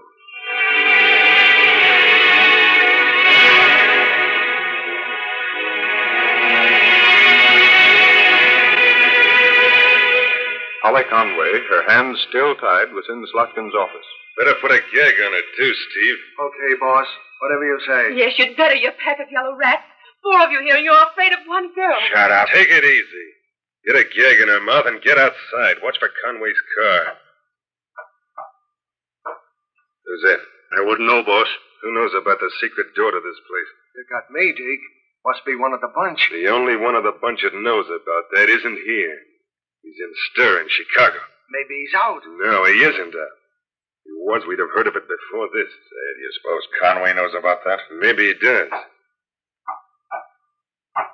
Should I open it? Yeah, open it up. All of you, stand where you are. Hey, what's that? Hornet! What the Samuel? Move back in there. Hey, what's all that smoke behind you? The tunnel behind me's been filled with gas. Better close that panel if you don't want it to come into this office. I'll close it. What's a big idea? Who sent you? I'm here representing Conway. Close that panel. That means no one will leave by this exit, Slotkin. Did Conway send you here? What do you think? I'm here to take the girl and leave these papers. Hold on. That stuff don't go, understand? You figure on stopping me, Slotkin? Now, Hornet, put down the rod. We can get together. Untie that girl. Hurry it up. I'm taking her out of here with me. And just how do you figure on getting her out, Hornet? You think you can walk right through that crowd in the gambling rooms here with a Hornet mask on without nobody stopping you? I said untie her. Guess again, fellow. I'll shake it down. Yes. If anyone else wants some gas, just make a play for a gun. You're going to untie that girl, and we'll have to gas the bunch of you and do it myself. Take the ropes off her, Steve. He can't get out of here. Okay. Conway thought you wouldn't be depended on to keep your word. He kept his. See, here are the papers. All the evidence he got against you. Yeah, let me look at it. Now remove that gag. All right. I'm doing it. I suppose you think you're smart finding that secret entrance. Well, let me tell you, Hornet, you haven't a chance in the world of getting out of here. That's the cops. The signal. It's a raid. We didn't get a tip. Don't try to rush that door. We gotta scram. Help! Boss, the dame. Them papers, if they catch us... Hey, we'll find you here. See how you like this gas. We set up an that bomb to fill the room, and here's some more. Now we get out of here. Across the corridor. There's that room there. Come on, men. Slotkin's private office is this way. I'm right with you, Conway. Get back there. Here's one raid you weren't kicked off. There's the office. The door is open. Conway, why didn't you tell me you were going to raid tonight? Me? You here? It looks that way, huh? Holy smoke, boss. You can't be here founding a raid. I was after information. Stay with us, Reed. My daughter is here somewhere. The Hornet's here, too. Hornet? Yeah, he tried to threaten Conway. He's in with the gang. You stick with us, boss. Make out you made the raid along with us. Oh, there's my daughter. Polly. Polly, are you all right? This room's filled with gas. Careful how you enter it. What's this stuff? My evidence. The things the Hornet stole. Here's Berber, Slotkin, and a couple of others. They're out cold. Polly, speak to me. Are you all right? I'm sure she's not harmed, Mr. Conway. The gas the Hornet uses is not dangerous. Mr. Reed, this'll smash the ring. Look at the stuff that's here. I know. You know? Well, Conway told me about it. I think, Conway, that now the Sentinel has a story. The Sentinel has. I wonder which of these 4 men is the Green Hornet. I doubt if any of them is. You seem to know a lot about the Green Hornet. You said the gas was not dangerous. You claim none of these is the Hornet. I happen to know quite a bit about the Green Hornet and my position with the Sentinel. I've been well informed about him. That's right, Conway. There's only one guy that knows more about the Green Hornet than Britt Reed does. And that's the Green Hornet himself.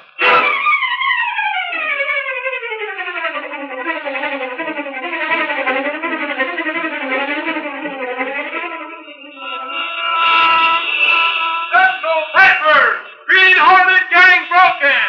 Sheriff indicted. Gambling ring exposed by grand jury. Green Hornet still alive.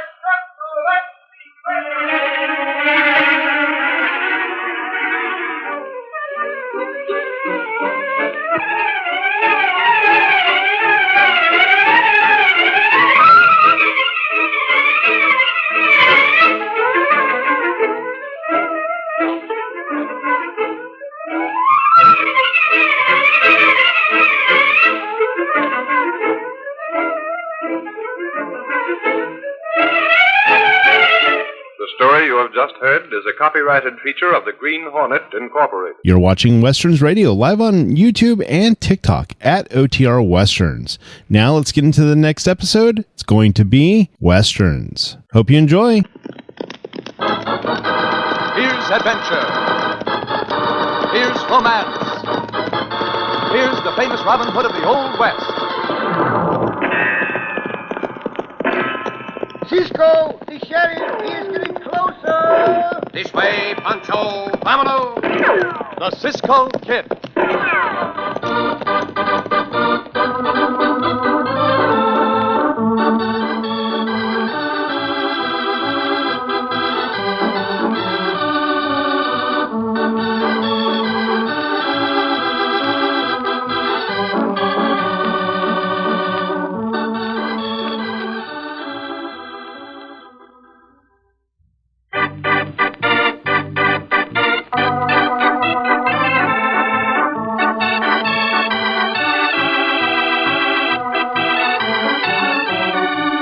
The Cisco Kid in our exciting story, The Lady Sheriff of Sandy Gulch.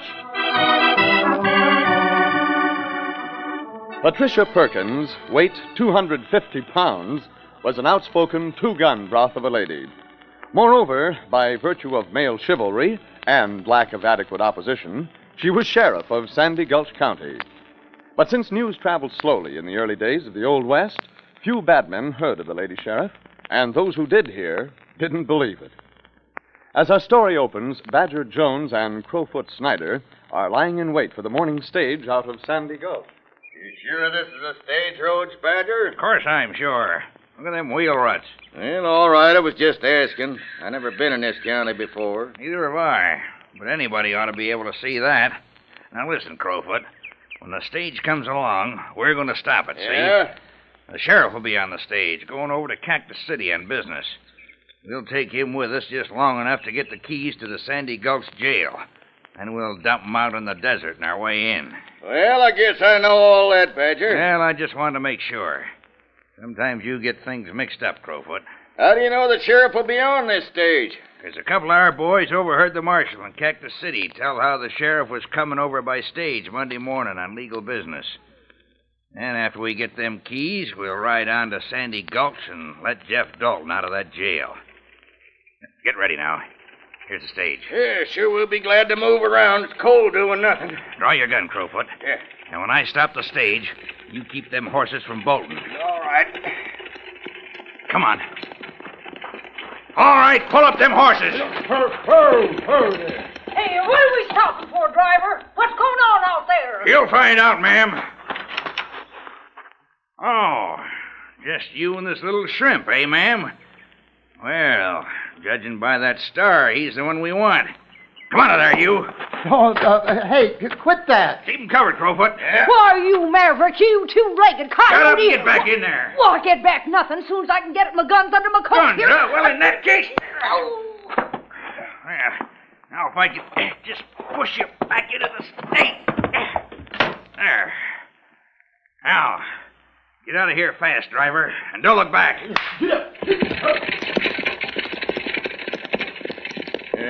You oughtn't have done that, Badger. Done what? Gun whipped a woman. That ain't polite. Think I want to get shot? Anyway, I didn't gun whip her hard. All right, you, Sheriff. Hand over the keys to the jail. I ain't got the key. Come on. I ain't the sheriff neither. What? I'm only the deputy. My wife's the sheriff. What? A lady sheriff? Well, that star of yours does say deputy, don't it? Well, was that your wife on the stage? Sure was, mister. Elected last month. I'm Pee Wee Parkins. Has she got the keys? Yep. He may be lying, Crowfoot. Take his guns and search him. Well, I never heard of no lady sheriff. Hey, turn around, hombre. I'll look through your pockets. He ain't got no keys on him, Badger. Now, blazes. Now, come on, then. Leave the little shrimp here. We gotta go after that stage. Just my blasted luck. All right, come there. Come on. Come on.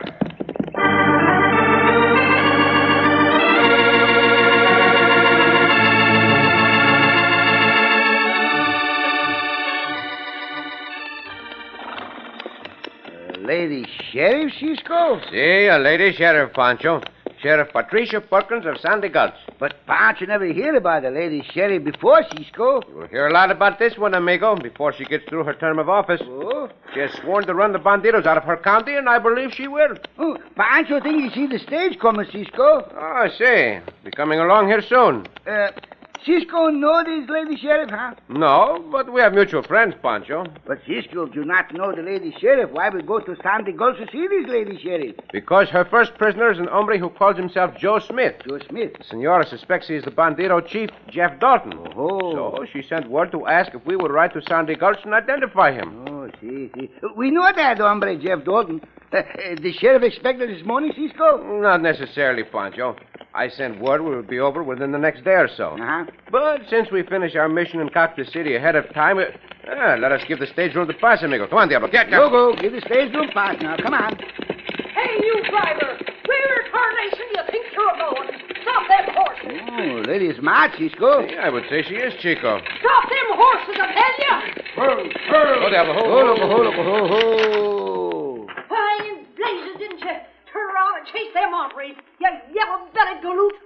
Mad. Why didn't you? Well, who are you two hombres? Now get them up, both of you. Come on, now reach. Who are you? Be careful with those guns, senora. The unfortunate one to get shot this morning. I am the Cisco Kid, and this is my compañero Pancho. Oh, well, come on down off of them there horses and let me have a look at you. Oh, si, senora. Si, senora. Yeah. Well, I guess you're the Cisco Kid and Pancho. On your way to Sandy Gulch, huh? Si, senora. Well, I didn't expect you quite so soon. I'm Sheriff Pat Perkins. Have you been hurt, senora sheriff? See, the senora sheriff got a big lump on her forehead. A couple of sidewinders topped the stage a ways back. One of them gun whipped me, and I guess the two of them just made off with my husband, Pee Wee. How far back did this happen, senora? I don't know. Just come to a minute ago. Hey, driver, turn them horses around. We're going back. Pancho and I will ride ahead of you. We can pick up the trail where those hombres stopped the stage. Cisco, get those hombres for you, senora. Cisco finds you I don't need any help. All I want to do is get my hands on those two wall-eyed mavericks, and I'll tie them in knots. Pancho think the senora do it too, Cisco. I have no doubt. Let us get started, Pancho.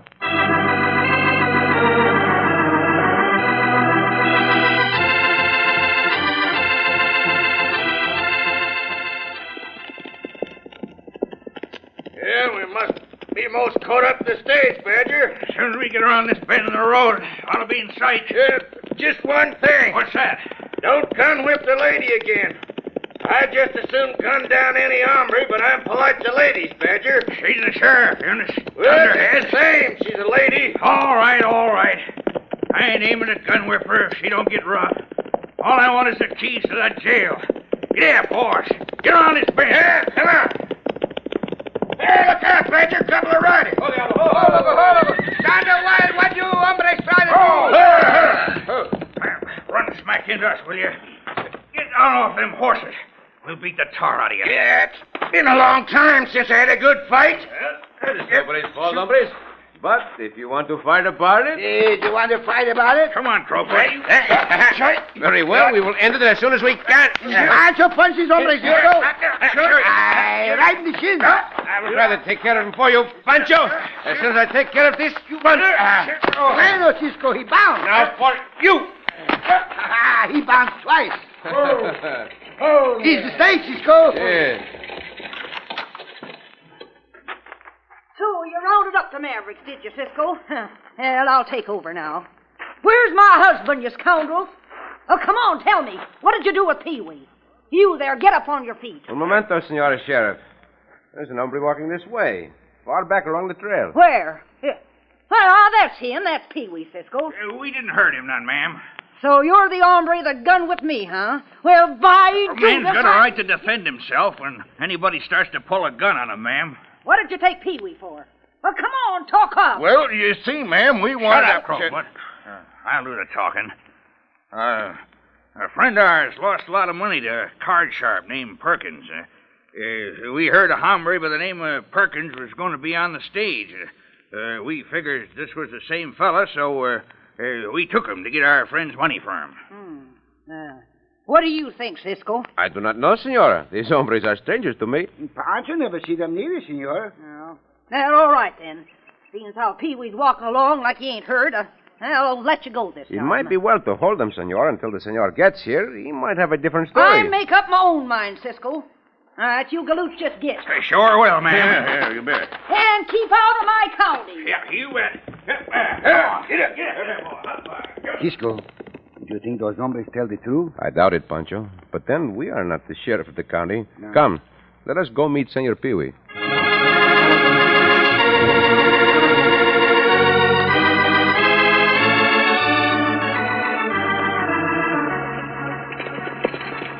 Oh, diablo. Hold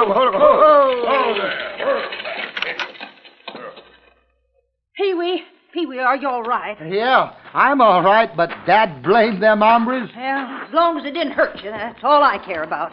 You'll shake hands here with the Cisco kid, Pee-wee. Cisco, this is my husband and deputy.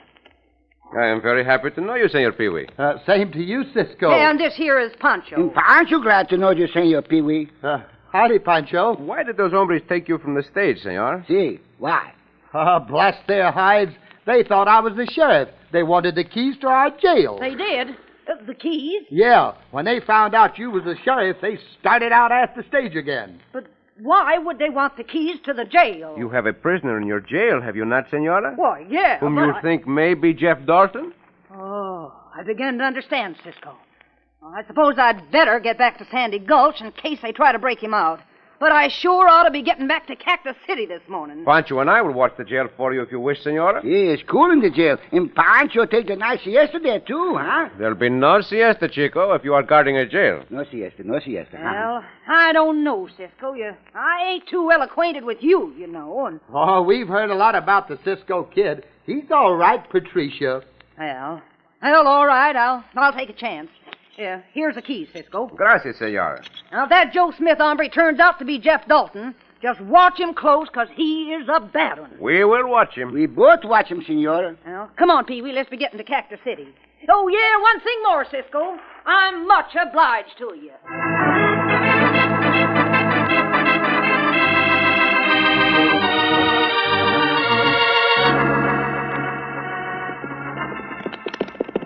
Oh, boy. Yeah, it's a mighty fast ride, Badger. This horse of mine's most winded. That's right, fast, Crowfoot.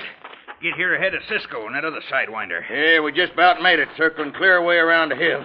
Yeah, they're most here now. Yeah. How do you know Cisco's got them keys, Badger? What do you suppose I got these field glasses for?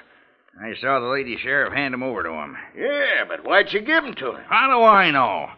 Maybe to guard the jail while she's away. The point is he's got them. Now get this, Crowfoot. Yeah? You're mighty good with a rope.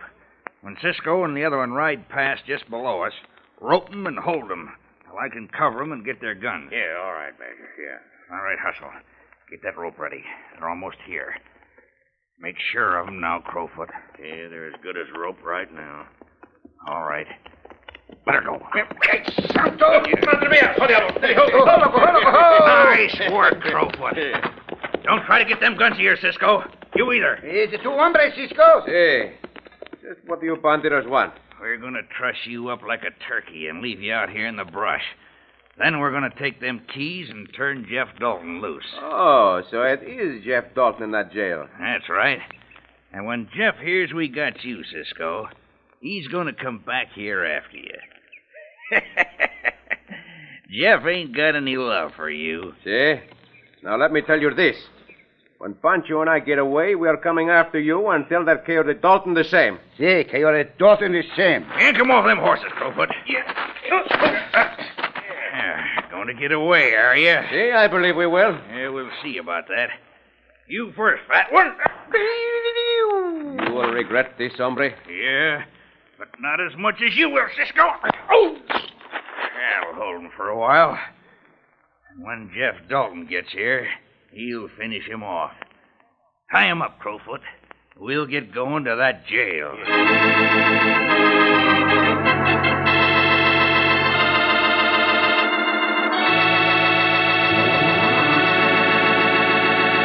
It looks as though Cisco and Pancho are again in danger of losing their lives.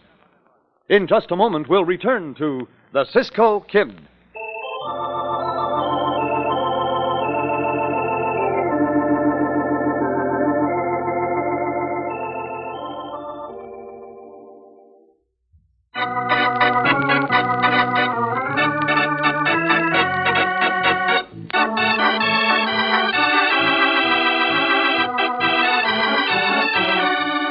Now, back to the Cisco Kid in our exciting story, The Lady Sheriff of Sandy Gulch.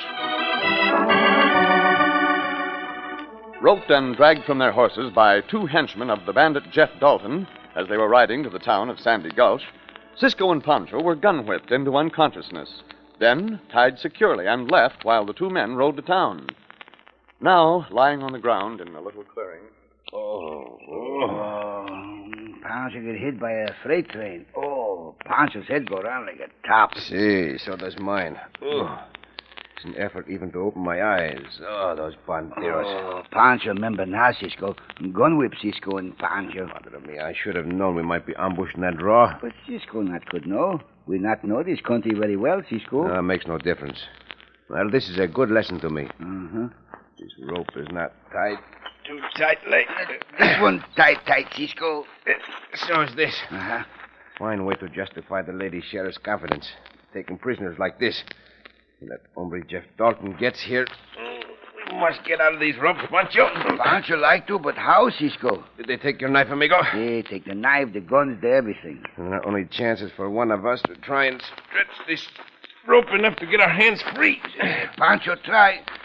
Pancho thinks Cisco so mad. Cisco do it. Are you mad, Pancho? I want just one thing, amigo, and that is to get free and then find those hombres.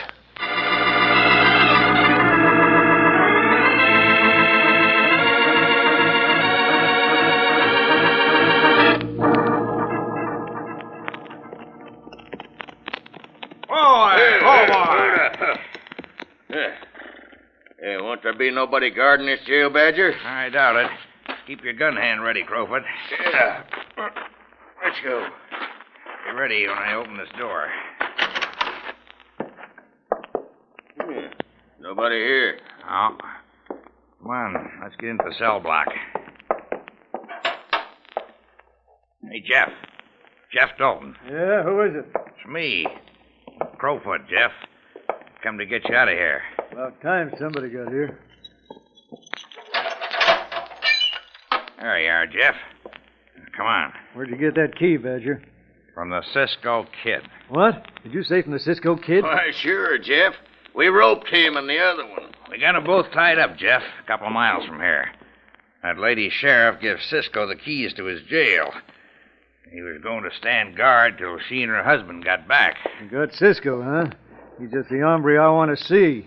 As soon as I leave a note for that lady sheriff saying Cisco let me out of jail.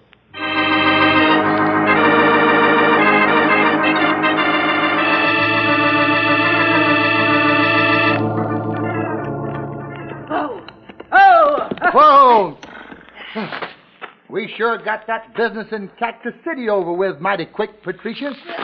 I wanted to get back here as quick as I could, Pee-wee. That's why I hired these horses. Just had a feeling that things might not be right. Yeah. Well, I don't see any sign of Cisco and Pancho's horses. Maybe they put them in the corral out back. Well, maybe, but Cisco ain't in here. Well, that's funny. Door to the cell block's open. I'll go have a look. Hey, Pee-wee! Pee-wee, that Smith hombre's gone. Yeah, and here's a note. Listen to this, Patricia. It says, "Thanks for letting me have the keys, Sheriff. It sure helped to let my friend, Jeff Dalton, loose. Signed, the Cisco Kid." Oh, that sidewinder. That's what I get for trusting an hombre I don't know. Come on, Pee-wee. We're going to track that scoundrel down if I have to follow him clean across the border.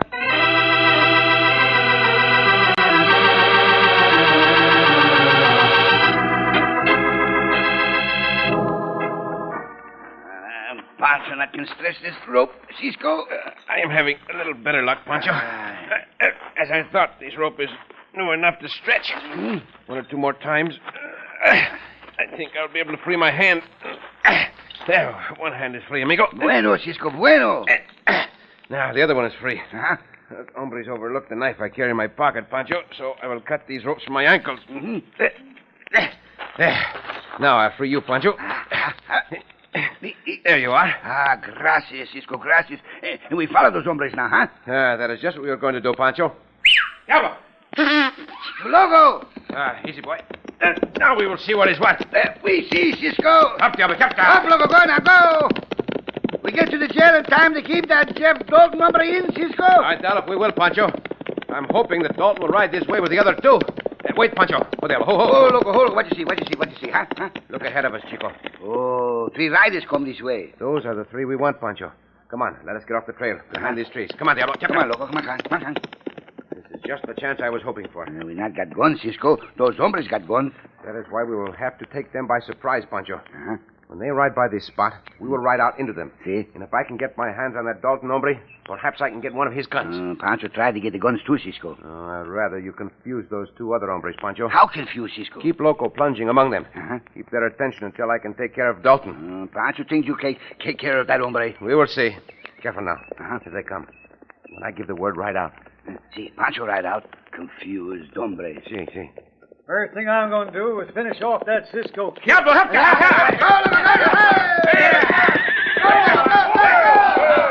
You're not well. This way, Diablo. Into them. Come on. So, you are going to finish me off, are you, hombre?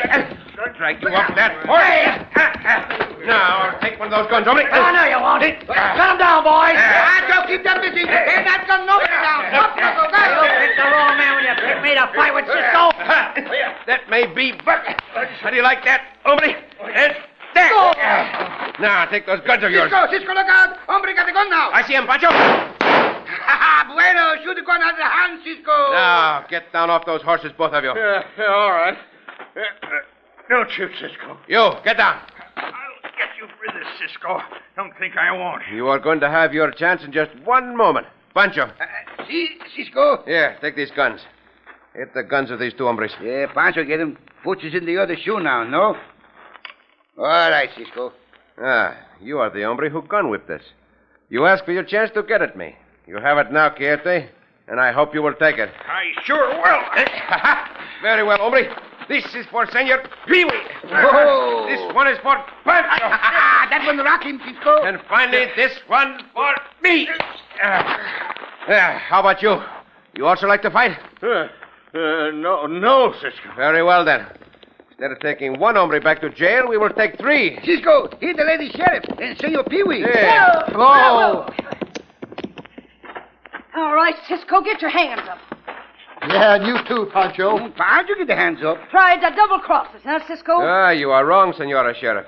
If you mean because this Jeff Dalton hombre is free from jail, Pancho and I have not been near the jail. Well, I got a note right here in your handwriting, Cisco. Let me see that note, please, Senora. You think that is my handwriting? For a momento. I'll give you a sample, Senora Sheriff. Well, all right, but... There. Does this look like the handwriting on that note?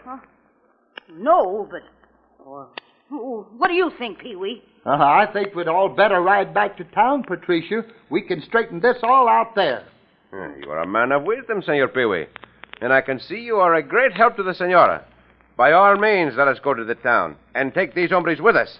This time we will see there is no escaping from that jail.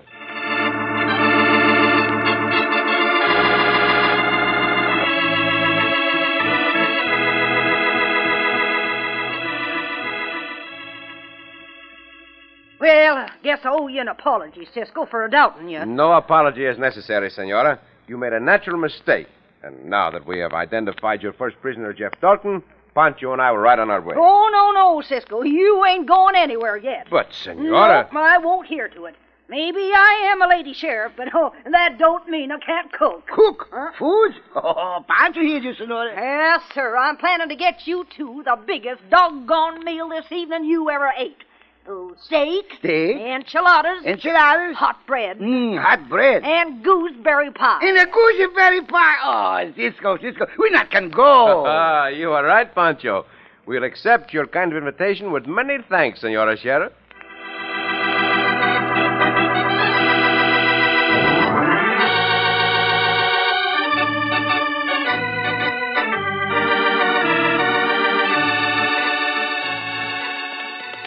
Pancho. Si, Cisco. You have not told me about your cousin-in-law, Porfirio, lately. No? How is Porfirio getting along these days? Oh, Porfirio get along all right, Cisco. Well, I'm glad to hear it. Except he lost 2 fingers on his hand. Porfirio lost 2 fingers? Si, Cisco, 2 fingers. Oh, I'm very sorry to hear that, amigo. How did it happen? Well, Porfirio buy a new horse, Cisco. New horse, see? And the horse got a bad temper, Cisco. See? And Porfirio want to find out about the horse's teeth. See? So Porfirio put his hand in the horse's mouth to see how many teeth the horse got. Well, then what happened, Pancho? The horse closed his mouth to see how many fingers Porfirio got. Oh, Pancho! Oh, Cisco! ¡Up, Diablo!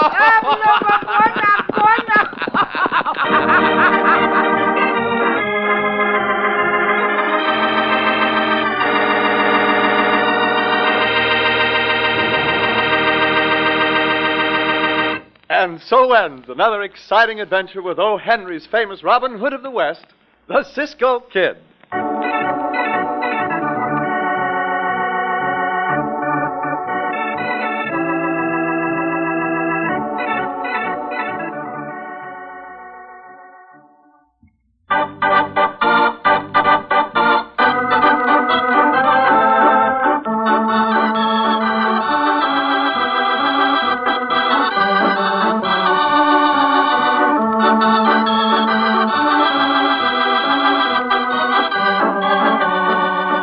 To listen again for another thrilling adventure of the Cisco Kid.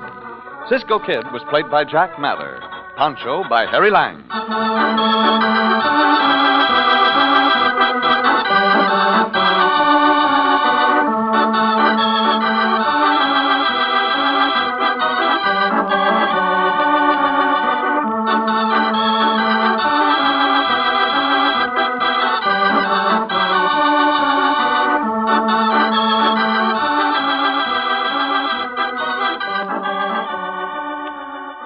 Before I left Deadwood in Dakota Territory, I saw the beginning of winter and the end of a man.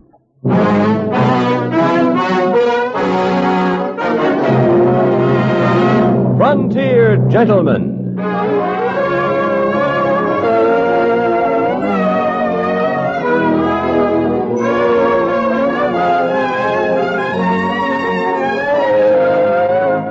Herewith an Englishman's account of life and death in the West.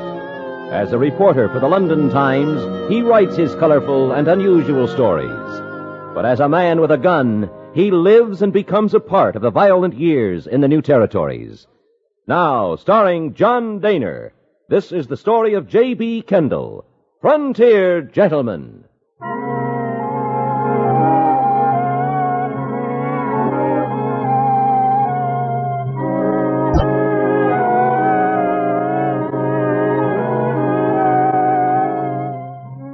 I had seen him several times in Deadwood, a tall, lean, almost cadaverous-looking man, wearing a black frock coat, shiny with age, and trousers which were fraying at the knees.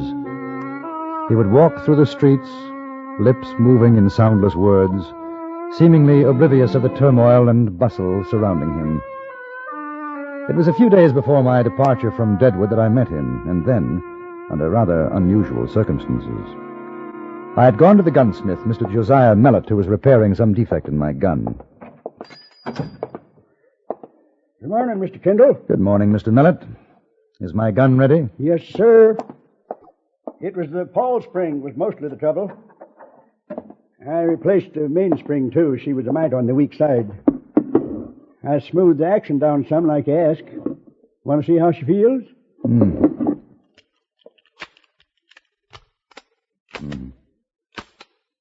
Yes.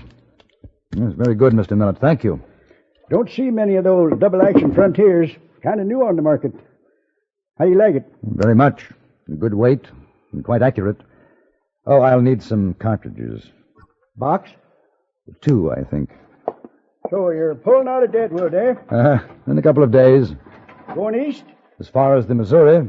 I'll be taking the boat down to St. Louis. I'd sure like to see that old town again. Been more than 15 years since I was there. Oh? Will there be anything else, Mr. Kendall? No, I don't think so, thank you.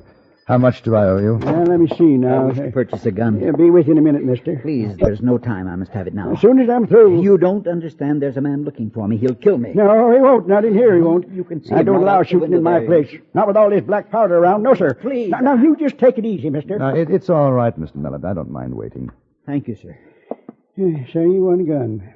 What kind of a gun? It doesn't matter. Something with which I can protect myself. And, mister, you take my advice.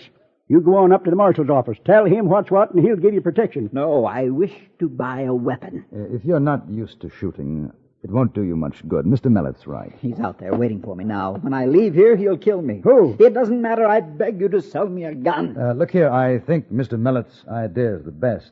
Let me walk with you to the marshal's office. It wouldn't do any good. You don't know this man. He'll stop at nothing. Well, I don't mind taking the chance. It's quite possible if he sees you with someone, he won't be as anxious to start shooting. Yeah, good advice if you ask me. Mister, you're as good as dead if you try throwing lead against a man who knows guns. You wouldn't have a chance. If you'll just wait a moment while I load. $3 will about do it, Mr. Kendall. Right. Sure hope you have a nice trip. You can come back this way, stop by. Yes, I will. Well, smells like we're going to have an early winter. You won't be missing much if we do. It surely can whistle up a mean freeze around here. Yes, I've heard. There. $3? Yeah, that's right. All right. Yeah. Much obliged. Thank you, Mr. Millet. You know where the marshal's office is at? Yes, thank you. Goodbye, Mr. Millet. Don't mind if I watch from the door, do you? No, not at all.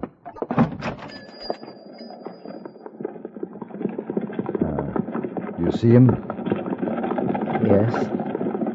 Across the street. Ah, yes. So long. Thanks again, Mr. Millet. Do you mind my asking why he wants to kill you? It's a thing that happened some years ago, a private matter. Oh, I'm sorry, Mr. Yorby. Thomas Yorby. I'm Yorby. Very grateful to you, Mr. Kendall, isn't it? Yes. The marshal can't help me. Nobody can. Sooner or later he'll do it. He'll find me, kill me. He swore he would.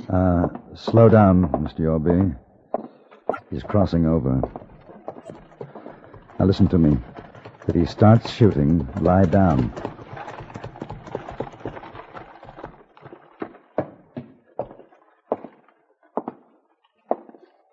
Morning, preacher. Said your prayers today? What do you want? What do you think? You mind standing to one side, mister? I've come a long way to kill this fella. He's not armed. Doesn't matter none. Get out of the way. I don't like murder. Me neither. But shooting the preacher ain't murder. It's a kindness. I hate to meddle in a private affair, but Mr. Yorby asked for protection. I feel bound to see him safely to the marshal's office. I got no quarrel with you. Nor I with you. But I'm not letting you shoot an unarmed man. I won't take no chances swapping shots with you, mister. You might just be good enough to beat me. I got too much to live for. You're lucky, preacher. You're lucky you talked this fella into helping you. But he better stay almighty close to your side, because when you're alone, I'm coming looking for you. And next time I'll get you.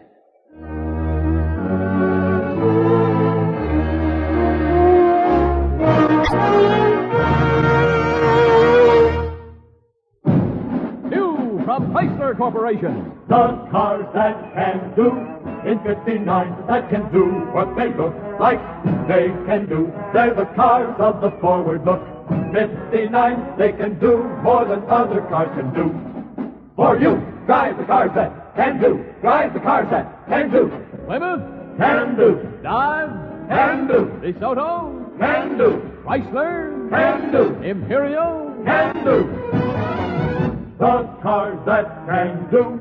In 59 that can do what they look like they can do. They're the cars of the forward look. 59, they can do more than other cars can do. For you. See the new Plymouth and the new Dodge at your dealers now. See the new DeSoto, Chrysler, and Imperial Friday, October 24th. The cars that can do. For you.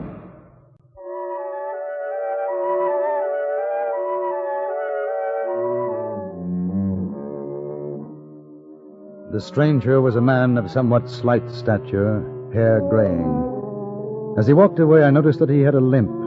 Then he disappeared into a saloon. My companion, Thomas Yorby, passed a shaking hand across his face. It would have been better to have had done with it. Let him kill you? I'm tired, Mr. Kendall. He'll keep his word.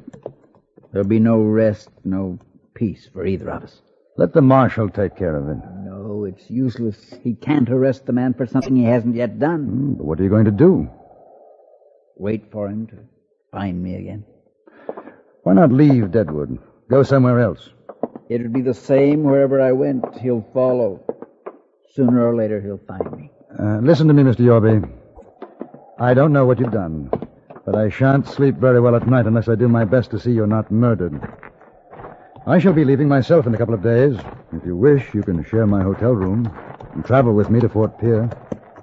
You have no reason to do this.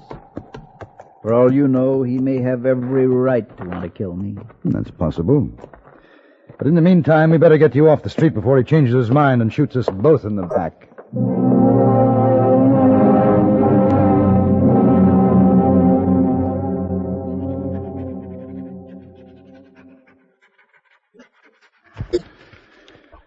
There. I envy you. Hmm? Oh, I thought you were asleep. No.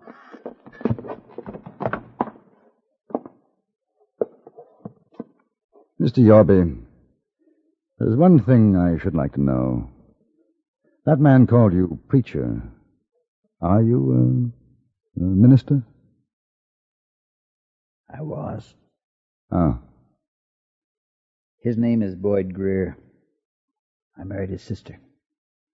She died in Hayes City. He blamed me for it. That was 5 years ago. You say you were a minister? After the death of my wife, I could no longer preach the gospel. When she was lost to me, I lost faith. I cared about nothing. Why does Greer blame you? He was against my taking her to Hayes. It was a rough town. I wanted to preach there. She insisted on going with me. There was trouble, the shooting. She died.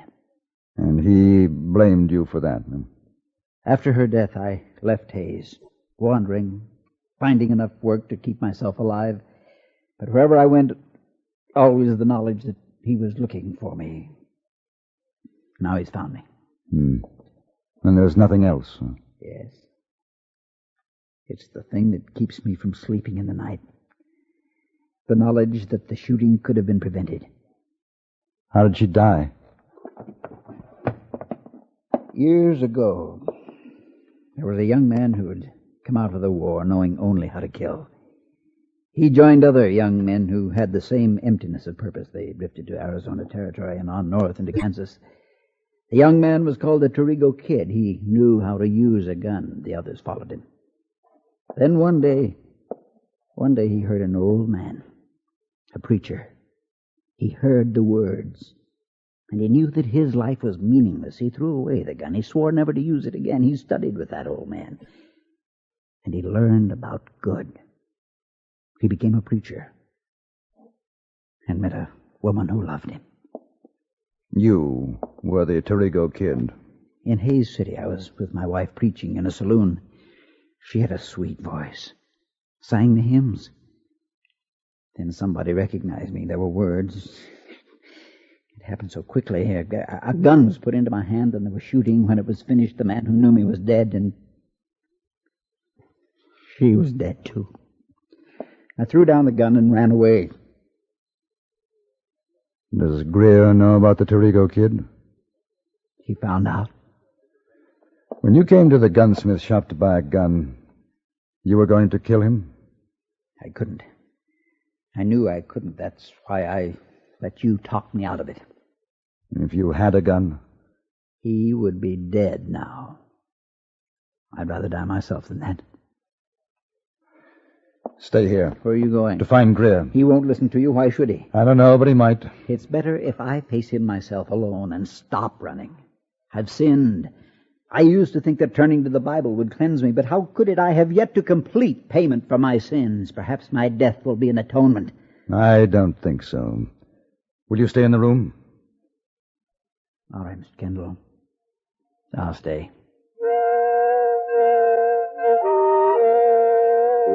I left the hotel and walked back to Main Street, to where I'd seen Greer go into the saloon. I found him there, sitting at a table in a dark corner, staring moodily into a glass of whiskey.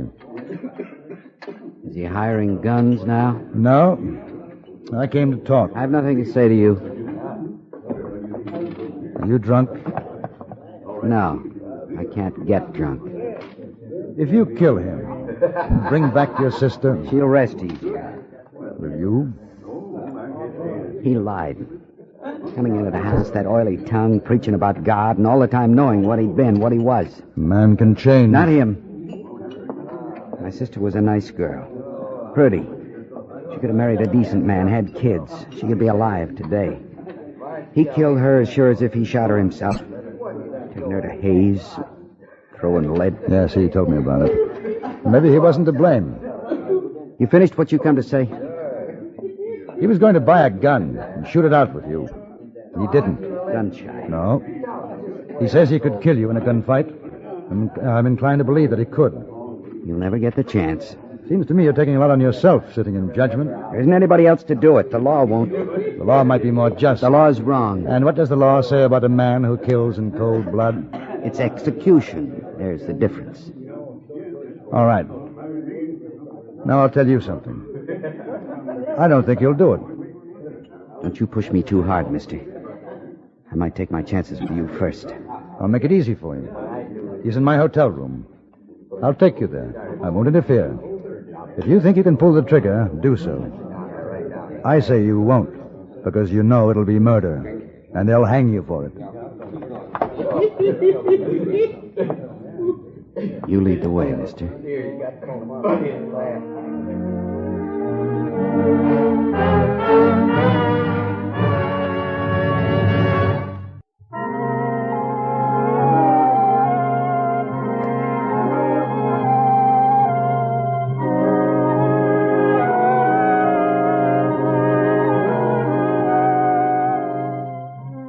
The sky was overcast as we walked up the main street of Deadwood to the hotel. There was a chill in the air, and the steep slopes on either side of the road closed in over us, oppressive, dark. After talking to Greer, seeing him, I had reasoned that in my presence he would not kill his brother-in-law, even if given the chance. It was a risk, but the risk of allowing the two men to meet alone was greater. We walked down the shadowy hallway to my room.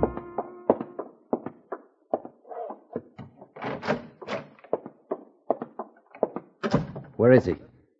Well, I left him here. You make a move for your gun, mister, and I'll kill you.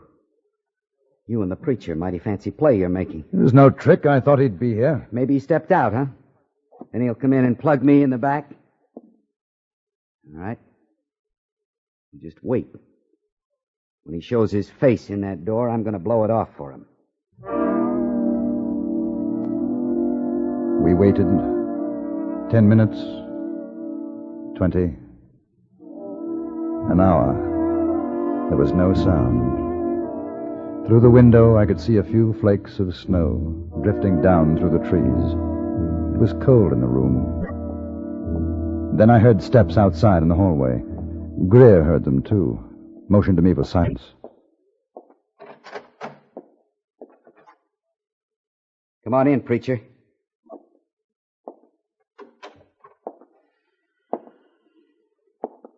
Thanks. I've been sitting here kind of savoring the time when you'd come through that door and I'd put a bullet in your head. Now you're here, I want to watch your face. I want to hear you howl before I do it. Your pal. He figured to get me in here so you and him could finish me off, huh? Shoot. Get it over with. No hurry. No hurry at all. Where you been? I went down to the stage station. But I knew I could never run far enough. So I came back. Where you wanted, preacher? If it'll give you pleasure, shoot me where it'll hurt, so you can hear me scream. It hurt when she was killed. Why shouldn't it hurt you? Don't talk anymore. Do it and let me go in peace. There won't be any peace for you. Not even when you're dead. You can't have any power over that, boy. You shut that dirty mouth of yours, you hear? I'm not afraid now. I know the wrongs I've done. I know it was my fault she died, so go on. Shoot! Shoot! Shut up! You hear me? I won't listen to that stinking greasy lip of yours like preaching to me, you hear? Just know this one thing, Boyd. I could have killed you if I'd wanted to carry a gun. I didn't. I don't have to listen anymore. Now shoot or get out. Next one I don't miss. I've had enough of this. You get back where you belong, Put away mister. the gun or I'm going to take it from you. I'm Put telling it away. you. All this time. Wasted time. I've wanted to kill him. Couldn't think of nothing else. Listen to me, Boyd. I'll never be able to forget. I loved her. Because of me, she's dead. I think I'm sorry you didn't shoot me. Then I wouldn't have to remember.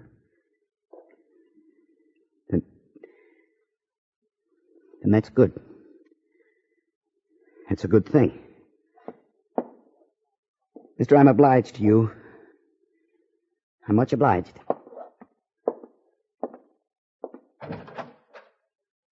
I ain't looking for you no more, preacher.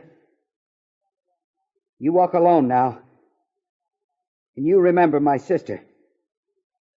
You remember what you done to her.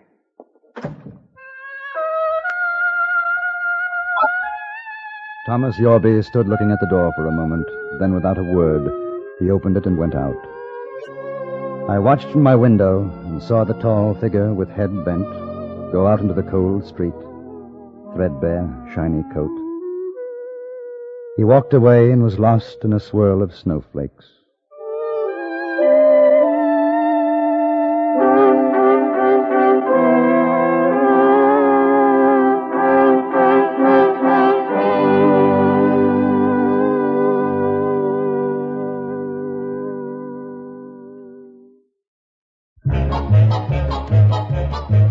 If it's new, Plymouth got it. Got it. The 59 Plymouth got it if it's new. If it's new, if it's new.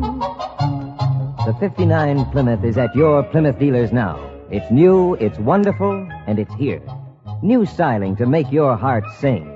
Plymouth for 59 has that fine car look. New Fury models at new lower prices. New swivel seats, swing you in when you enter, swing you out when you leave. New push-button heater, world's simplest temperature control. New Golden Commando V8, biggest engine in the low-price field. New Miramatic mirror, new automatic headlight dimmer, new sport deck, new everything. See the completely new 59 Plymouth. Drive the completely new 59 Plymouth at your Plymouth dealers now.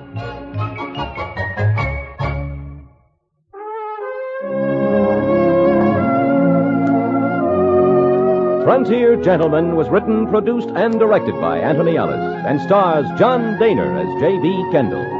Featured in the cast were Waldo Epperson, Richard Perkins, and Ray Woods. Join us again next week for another report from the Frontier Gentleman. Bud Sewell speaking.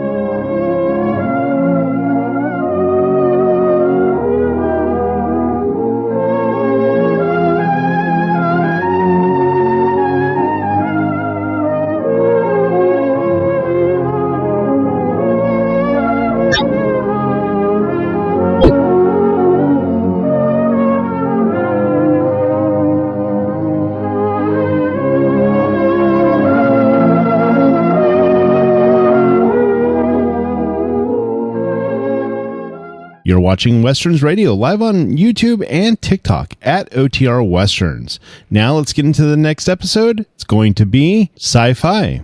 Hope you enjoy. We delay the start of this program to bring you a special bulletin. From the NBC Newsroom in New York, truckloads of U.S. fighting men are rolling north from Daejeon, Korea to reinforce South Korea's battered army, which still holds Suwon and its vital airstrip. The first American ground troops flown in from Japan, they're now approaching the combat zone. Meanwhile, the North Korean communists report that American planes have bombed their capital of Pyongyang 3 times today. Keep tuned to your NBC station for the later news. Adventures in time and space, told in future tense. Dimension X.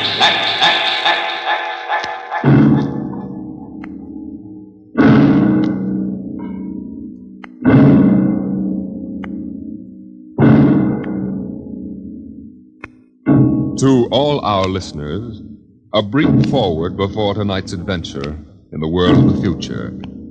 Beginning next week, Dimension X moves to a new time on Friday evenings instead of Saturdays.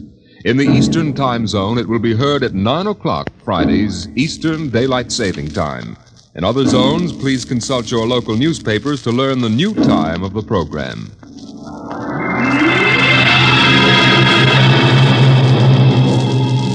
Now, tonight's venture into the world of tomorrow. A most unusual story about a logic named Joe and a man named Frank, and of how he saved civilization. It was on the 3rd day of August that Joe came off the assembly line. On the 4th, Lorene came into town. And that afternoon, I saved civilization. Lorene's a blonde I was crazy about once. And Joe is a new 1940-74 model Logic that I got stored away down in a cellar.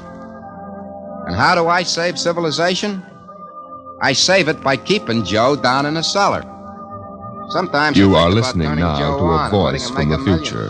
The voice of Frank Caldwell, head serviceman for the Logix Corporation, makers of the machine that does everything for you.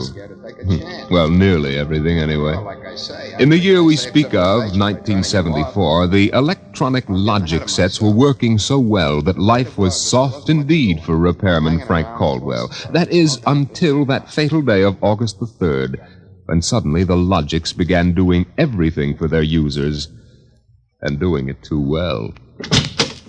Hi, boss. What's the matter? Somebody put you through a ringer? Frank, you busy right now? No, there haven't been any service calls all day. Fine, there's a customer outside. Go take care of him, will you? Me? I'm a maintenance man. I know, but there are no salesmen around this minute. This guy wants to have our machines explained to him. Explained? Yeah. Everybody in the world knows about Logix. Where's he been, on Mars? Just moved up from the backwoods someplace. Why don't you explain him? I don't feel too well. Yeah? You're okay about a half an hour ago. Look, you the boss here or am I? Go on out there, will you? Okay. Good morning. My name's Caldwell. Can I help you? Oh, thank you, Mr. Caldwell. My name's Kolanovich. This is my little boy, Freddie. Hiya, Freddie. Hiya, jerk. Ow! Freddie. I got you, didn't I? Fine kid you got there. Freddie, how many times I gotta tell you not to kick people in the shins? Excuse it, please, Mr. Caldwell. Sure. Just a kid. I got a knife home. Can cut you in little pieces. Freddie, we'd like to buy a Logic, Mr. Caldwell. The gentleman we spoke to first said he had to leave in a hurry. Oh, he did, huh? Well, I understand you're not acquainted with Logix, Mr. Kolanovich. Yeah, that's right. We just moved to the city. My wife, she saw that everybody else had a Logic, and you know how women are. You bet. Well, you can't get along without a Logic in this day and age, Mr. Kolanovich. Look I got a snake. Want to see Will it? you shut up that... Yeah, now, about the Logic. Yeah. Here, I'll plug one in here. There, now. You see, the Logic looks kind of like an old-fashioned television set, only it's got keys instead of dials. Now, if you want to talk to a friend... Yeah? You just punch the number of his Logic. Like making an old-fashioned phone call. Except you not only hear him, but you see him, too, on this viewing screen here. Now, of course, that's not the important feature of these things. Oh? Now, suppose you want to ask a question. A question? Like, what to take for a sore throat. or who won the American League pennant in 1911. You just turn on the logic. Then you punch the question key and you ask, like this. Who was the first president of the United States? George Washington. You see? I already knew that. Well, that was just a sample. Oh.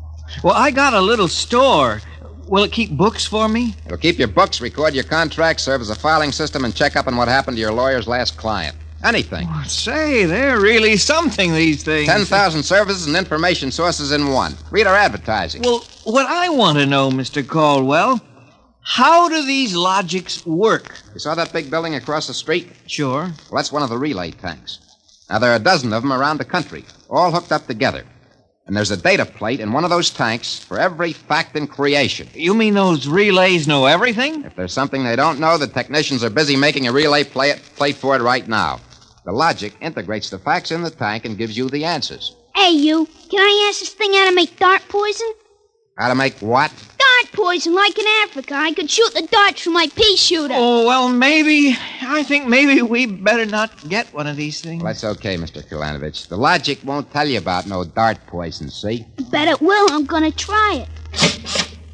Hey, how do you make dart poison? Public policy forbids this service. What'd it do that for? On account of some little brat, on account of some children might ask things that ain't good for them. Listen, I don't like this here one. I want that one over there. They're all alike, kid. I want that one. If I can't have that one, I'm gonna hold my breath till I'm dead. Well, I got lots of time. It's no use, Mr. Caldwell. You might as well give him the one he wants. But, kid, they're so much alike. Even I can't tell them apart. I can, and I want Joe. Joe? Who's Joe? Oh, I guess he means the logic, Mr. Caldwell. He has to think up a name to call everything. You should hear the names he calls me. Not till I'm 21, I promised Mother. Okay, so we call him Joe. But what makes you think Joe's any different from the rest? He looks different somehow. Don't be silly. Them things are all alike. The 1/10,000th of an inch. Just the same, I'll bet he'll teach me how to make dart poison. Okay, then. Come on, Joe.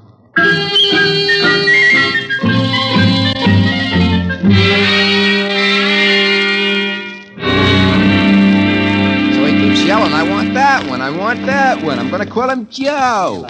Mike, I could have wrung his neck. I could have How taken many that cards, Charlie? I pass. I'll draw 2. Well, what a holy terror. He had his father scared to death. Too bad that kid ain't mine. I'd show him quick enough who was boss in the family. Holy smoke. What's the matter? Sorry, fellas. Gotta hold up the hand a minute. I just remembered. Gotta call my wife. Oh, let her wait a minute. Yeah, sure. You ever met my wife? Yeah, I did. Don't let her see the card game or she'll be down here with a hatchet. You telling me. Hey, what's the matter with this thing? He ain't getting my house. Announcing new and improved logic service. Your logic is now equipped to give not only consultative, but directive advice. If you want to do something and don't know how to do it, ask your logic. What do you know about that? Oh, yeah, it's just somebody trying to pull a gag. Yeah, didn't sound like a gag to me. Maybe the boss decided to add a new logic service. No. Boss knows better than to start anything like that. Why, look. The minute the system starts giving advice, some joker like you's going to be asking questions like, how can I get rid of my wife? Yeah, but you heard what the logic just said. Nah, the sensor circuits will block the question. You don't believe me? Go on, try it. Okay. Anything for a laugh. Try it. Okay, Logic, I got a question for you. How do I get rid of my wife? Service question. Is your wife blonde or brunette? Did you guys hear that? She's a blonde. Hexacrylaminotin is a constituent of green shoe polish. Take home a frozen meal containing pea soup. Color the soup with green shoe polish. This poison is fatal to blonde females only. This fact has not been brought out by human experiment, but is a product of logic's service. You cannot be convicted of murder. What do you know? It is improbable that you will be suspected. The saints preserve us. It's bound to be right. These things can't make a mistake. Well, Mike, don't stand there. Turn that thing off and check the sensor circuits. Quick. We can't get to them. They're all sealed up. It's supposed to be impossible for them to go out of order. Well, they're out of order now. And I got a feeling some awful things are going to happen.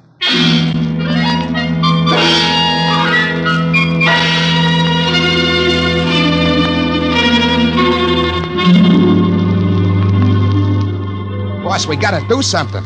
The logics have gone nuts. Relax. The thing gave a goofy answer once. Maybe it was a joke. Who ever heard of a logic making a joke? Well, it was an accident. Forget it. It won't happen again. What makes you so sure people are going to be trying it?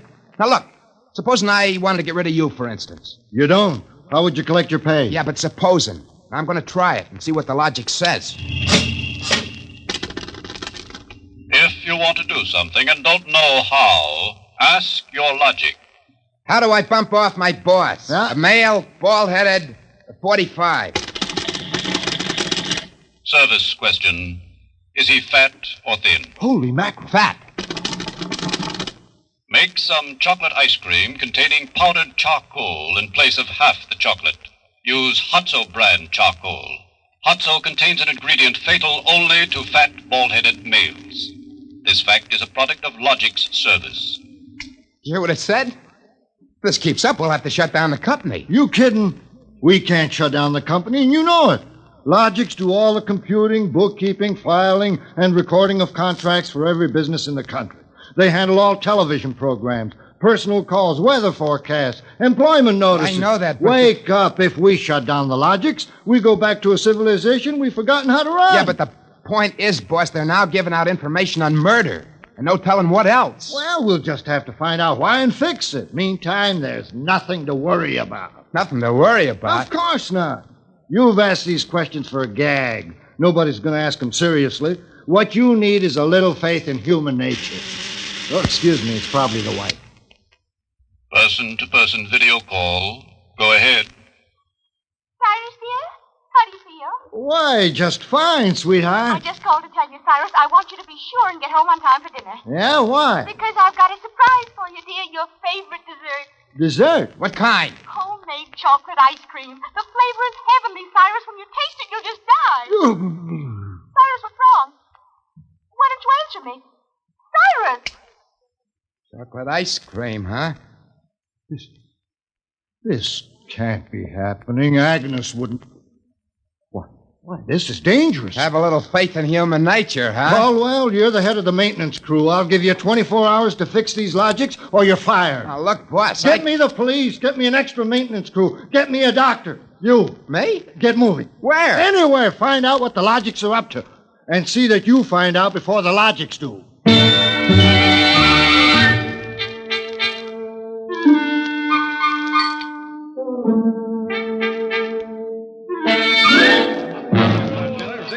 Bartender. Hey, bartender. Give me a double. Coming up. What's the matter, pal? You had a bad day? Go away, will you? Oh, listen, pal. You gotta listen. I got trouble. Hey, bartender, will you get this barfly off me? For Pete's sake, I'm tired. On your way, you... No, don't say that. I got troubles.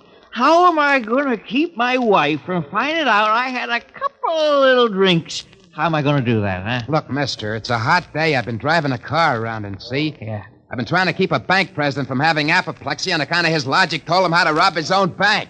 I've been tripping over dead bodies so artistically croaked that nobody's ever going to find out who done it. And all you got on your mind is... How am I going to keep my wife from finding out I had a couple of little drinks? How? Go ask a logic. A logic? My pal, that's a wonderful idea. Where's the logic? Huh? Right Where's behind the you. logic? Here's a nickel. Oh, give me a nickel. Give me a nickel. This I gotta hear. This is gonna be good. Now, come on, logical pal, be nice. How does the guy keep his wife from finding out he's had a couple of little drinks? Answer me that. How, huh? Buy a bottle of Franin hair shampoo. It is harmless, but contains an ingredient which instantly neutralizes alcohol. 1 teaspoonful for each jigger you consume. Oh, boy, I gotta buy a bottle of What was that again? Supposing it's right, she'll never remember it as far as the drugstore. I think there's a bottle in the back room. Somebody left it. Oh, my pal, there's no more troubles. Show me the way to go home. I'll get a picture of him back there drinking that shampoo. Give me another double. I don't know what's worse, to be as low as you or as high as him. All right, where is he? I know he's here. Where is that bum? Who you want, lady? My husband. I know he's here. Now, where is he? Show me the way to go. That no good louse. I'll show him. Thinks he can come staggering home again, does he? Well, I'll teach him. Poor guy. Oh, why, my dear, what a surprise to see you here. Archibald! Yes, my love? You're not... Sober? Well, of course, my love. I'm sober as a judge. Then what are you doing in this saloon? Well, merely conducting a little research, my dear. Research? Your suspicion wounds me deeply, my love. Let me tell you, my dear, that I've been conducting a research project that is going to make us a fortune. I'm about to patent Soba, the drink that makes happy homes.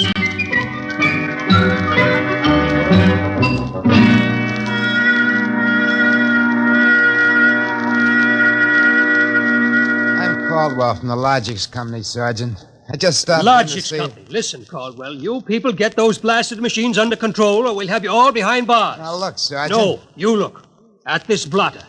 Blank. The greatest crime wave in history, and we can't even make an arrest. They're all perfect crimes. Well, we're doing our best to find out. It's not good enough. If you can't find out anything, shut down the company. Or the police department will. We know there's some big gang back of this. Hey, maybe you know something about it, Caldwell. Now, look, nobody's back of it. The Logics run themselves. They pick their own circuits automatically. You mean that they're doing this all by themselves? Sure. We always thought they could do more things than we knew about. I think they're just trying to be helpful, that's all. Oh, that's all, is it? Well, you'd better make them cut out the tricks, including this new one, this new business they're up to now.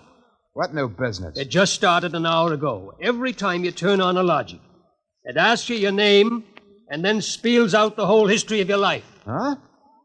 I haven't heard about that. What's it do that for? You tell me. Go on, try it.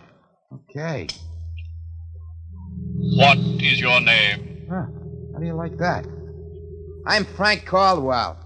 Frank Caldwell. Were you ever called Ducky? Oh, Ducky. Lay off, will you? What if I was? It's been years. Ducky, there is a video call for you. Hiya, Ducky. Holy what in the name? What's that? Lorraine. Ducky, darling, how marvelous. Look at that blonde. Lorraine. Where are you? Oh, silly, I'm in my hotel room. Say, how do you like my play suit? Well, I just got into town. Oh, Ducky, wasn't it smart of the Logic to find you? Logic? Find me? I asked it how to find you, Ducky. You must have an unlisted number, darling. You're not in the directory. Yeah. Well, how have you been, Lorraine? Since I saw you last. I heard you got married. That's right. Ducky, you won't believe me, I know, but I've had 4 husbands. But I've never loved anybody as much as I love you. You've divorced 4 husbands? 3. The last one died unexpectedly. Who unexpected it? He did. But the jury acquitted me, Ducky. They knew it was just a little old accident. So now I'm free again, and we've just got lots of things to talk over. But, Lorraine... You come right over here, Ducky, instantly. Well, I'm working. I'll call you back. Oh, I'm so lonesome. Please make it quick, Ducky. Have you ever thought of me? Oh, yeah, sure. Plenty. You sweet. Here's a kiss. That'll just have to last till you get here, but hurry, please. Oh, my back. What am I going to do? Do like you were telling me a while ago. Huh? Calm yourself, Ducky.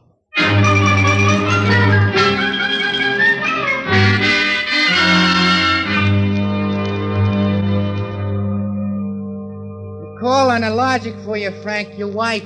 Oh, thanks, Mike.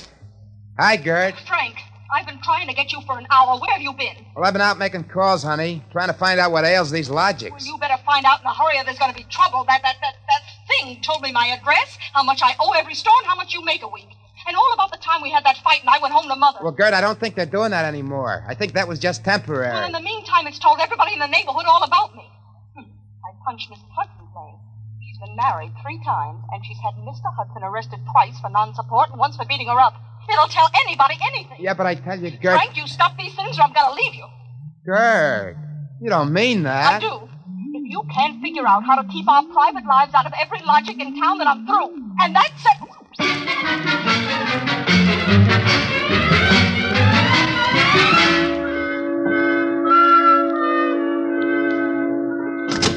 Hey, boss. You gotta put more men on the job or something. We gotta lick these logics. My wife's gonna leave me if we don't. You're also going to be looking for a job if we don't. I don't care about the job, but listen. You listen. The Logics are giving out information on high explosives, the fine points of murder, and legal loopholes that'll beat any charge from hijacking to high treason. Yeah, but my wife... And about 6 guys have thought of asking how to switch bank credits so they can corner all the cash in the country. Now quit bothering me. Get over at the tank and help Mike try to block off some of those circuits.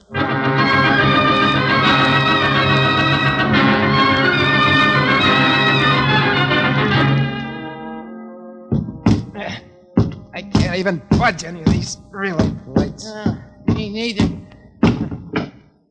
Isn't there any way we can disconnect them? There is not. They weren't built to be disconnected. Mike, what are we going to do? I'm thinking of slitting my throat. When they were giving out all the information on everybody, my wife got the lowdown on a certain blonde. I got nothing left to live for. Blonde? Why did you have to remind me? You got one? My only hope is I ain't got her. See who that's for? Hi, Ducky, darling. Oh, Lorene, not again. Ducky, darling, I'm lonesome. Why haven't you come over? Well, I've been busy. Oh, cool. Ducky, do you remember how much in love we used to be? I was so mean to you.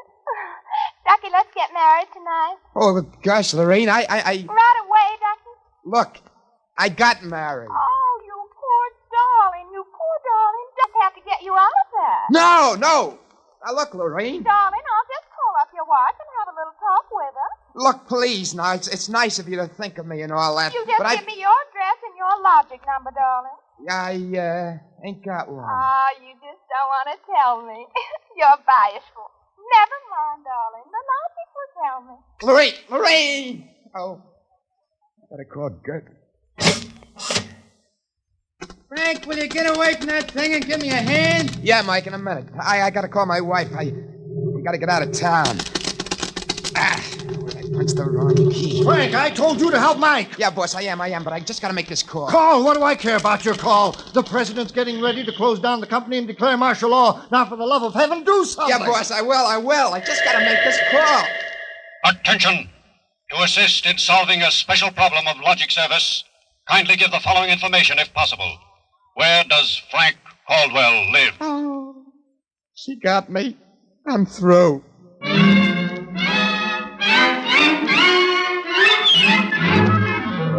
Look, Gert, there is no blonde. Frank Caldwell, I told you I was leaving you. Well, leave me later, will you? Right now, pack yourself up and the kids. We gotta get out of here. What is all this? Are the cops after you or something?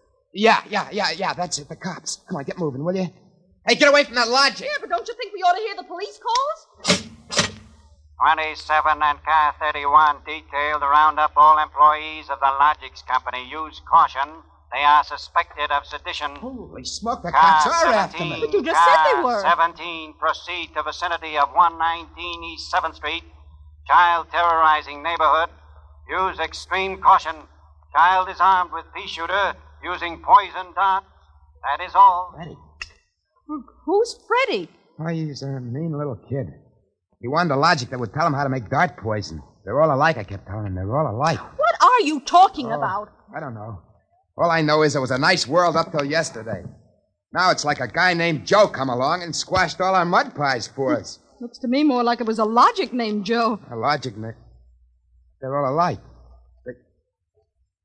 Gert, baby! Let go of me. Oh, don't be so silly. Okay, honey, hold the fort. Maybe they aren't all alike. Where are you going? Frank, you're going to make a getaway? Baby, if you got the right inspiration, I'm going straight to the middle of this whole jamboree.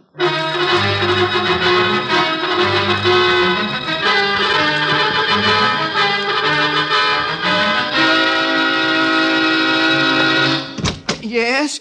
Oh, I was hoping it was the police. You remember me, Mr. Kralanovich? Caldwell of the Logix Company? I wish the Logix Company was at the bottom of the ocean. Well, I don't blame you. Now, where's your logic? Oh, in here? I'd smash it into a million pieces if I wasn't afraid of what Freddie'd do to me. Just get out of the way, will you? I got business with Joe. If you want to do something and don't know how, ask your logic. Oh, we're back to that routine, huh?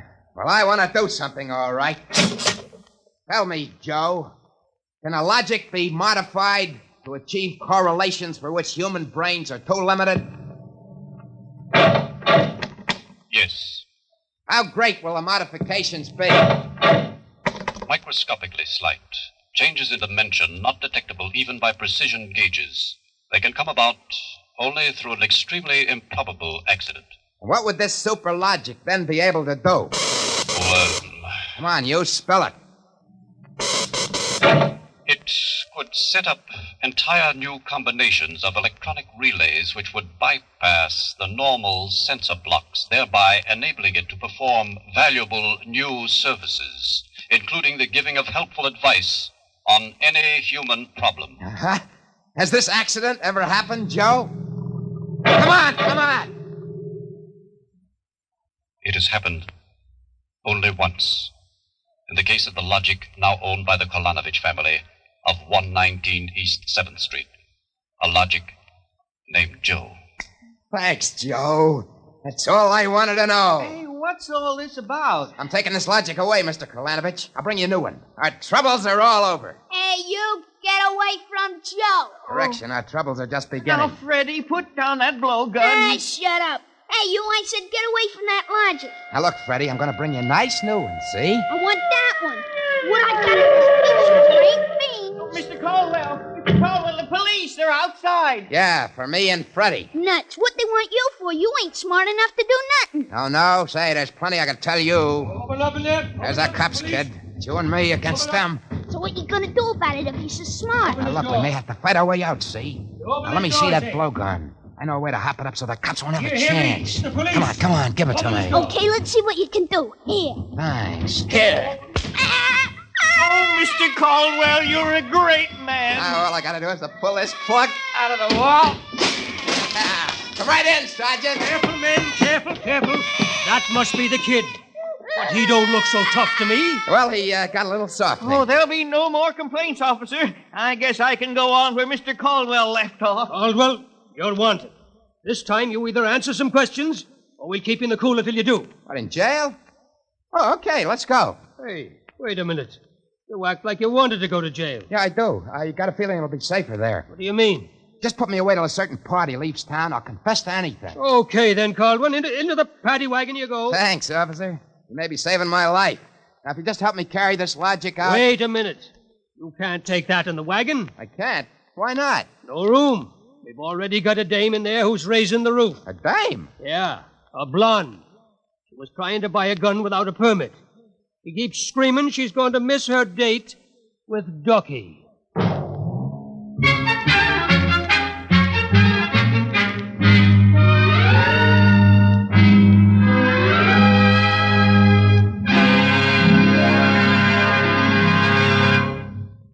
You have just heard another adventure into the unknown world of the future, the world of Dimension X.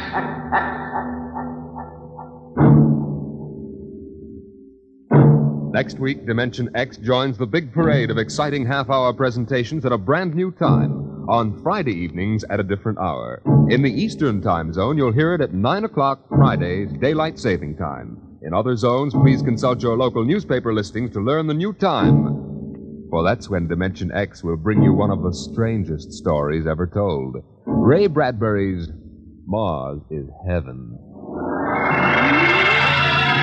Tonight's story on Dimension X was titled A Logic Named Joe, written by Murray Leinster and adapted for radio by Clarence A. Ross. Featured in the cast were Joseph Julian as Frank and Roger DeKoven as the Logic. Your narrator was Norman Rose. Music by Albert Berman. Engineer Don Albert. Dimension X is produced by Van Woodward and directed by Edward King. Robert Warren speaking. Tomorrow, hear a thrilling story on high adventure. It's on NBC.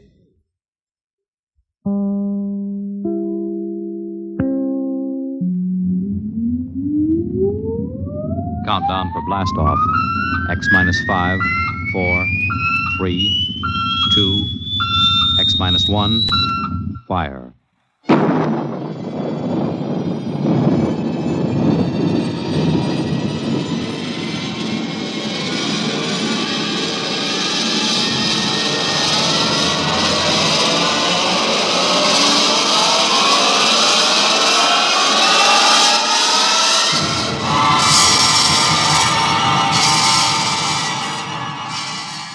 From From the far horizons of the unknown come transcribed tales of new dimensions in time and space.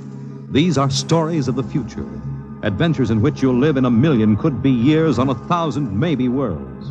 The National Broadcasting Company, in cooperation with Street and Smith, publishers of astounding science fiction, presents X minus 1.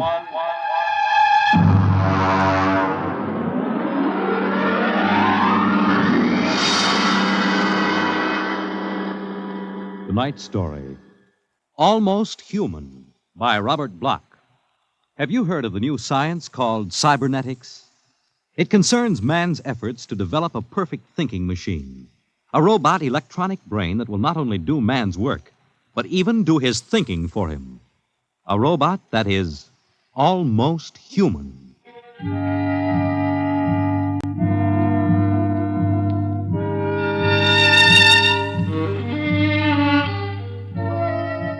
No, it's not impossible at all. In fact, one day, something like this may happen. A tall, suave gentleman in a black raincoat will walk down the street until he reaches a shuttered, isolated house. And then he will slowly mount the front steps, push the doorbell. Just a minute. I said just a minute. Hold your horses. What do you think you'd... Good evening, my dear. Duke, why did you come here? Curiosity, darling. I've been thinking over what you told me at our chance meeting last week. Duke, you promised me. I decided to come and take a look for myself. Where is the professor? In his study. Where's Junior? In the nursery. The nursery? How quaint. And you, I take it, are Junior's nursemaid? I helped the professor. Tell him he has a guest. Duke, he's a nice old guy. Don't Tell do him, it. darling. All right.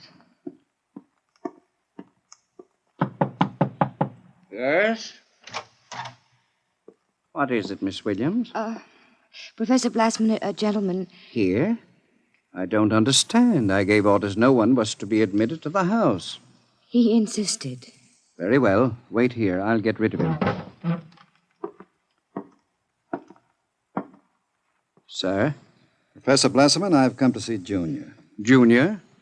There must be some mistake. There are no children in this house. I don't... Professor, what you feel pressing against your belly is the muzzle of a .45 caliber pistol. Now, shall we visit Junior? How... What do you know about it? I know everything. Shall we go inside? I warn you. On the contrary, I warn you. Very well. This way.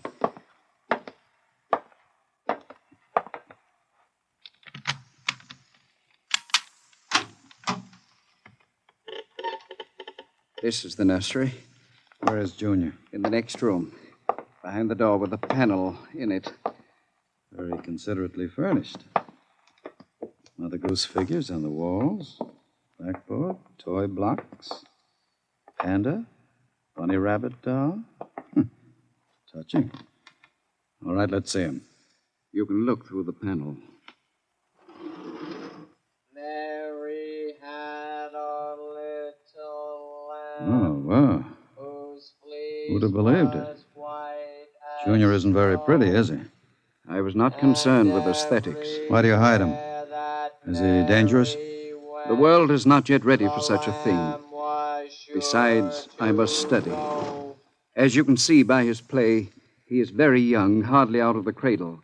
I am educating him. With nursery rhymes? The brain is undeveloped. It must learn its behavior patterns like any infant. You call that 8-foot monster an infant? Physically, of course, he'll never change. He is built of chrome steel and glass. But his brain, that is my wonderful instrument. Unlike a human, he has no heritage, no basic instincts such as love or hate. These he has yet to learn. In some respects, he is like a blank tablet. What is written upon the tablet will remain.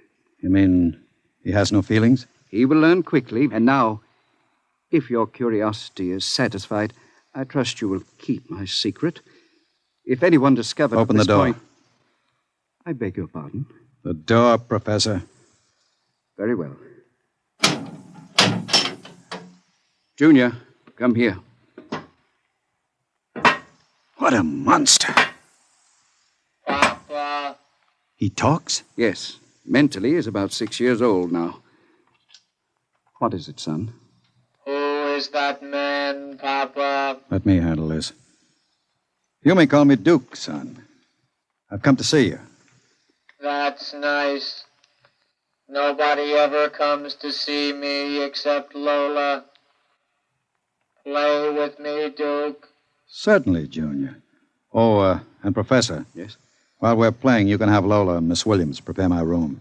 Your room? I forgot to tell you, I've decided to stay until the climate changes and I can go out again. Meanwhile, I'll have a chance to play blocks with Junior. Understand? I begin to understand. You are hiding from the law. As you wish. All right, Junior, your move. Let's build a bridge. I have a better idea, Junior. What?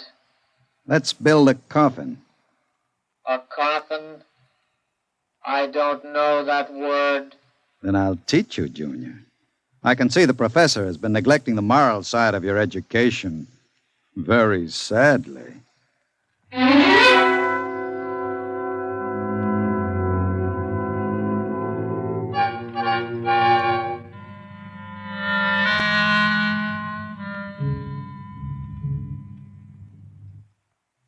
You shouldn't have come here, Duke. Why not, my dear? Afraid of me? No, afraid of myself. You're no good for me. You've always brought me trouble. Except this time. This time it will be different, darling. This time I'll bring you diamonds. Duke, what have you been teaching that thing? Nothing, honey. I've just been playing with them. Very educational. I don't believe you. What's bothering you, Lola? Today when I walked in there, he said to me, I know how to kill people, Lola. I'll kill you if you want me to. He's learning very quickly. Duke, I'm scared of that thing. It's unholy, a machine that acts like a human with a voice grinding at you, saying things you'd expect from a child. You dislike him so much. Why did you take this job as his nursemaid? Because I wanted to start over again. I answered an ad. The professor didn't ask questions. I would have been all right, too, if you hadn't come along. I'm very glad you did tell me, darling. Because Junior is going to make us two very successful people. Ha! Like any child, Junior listens to what he's told. Duke, I don't know what you're teaching, Junior. But I can guess. And it isn't right. It's evil.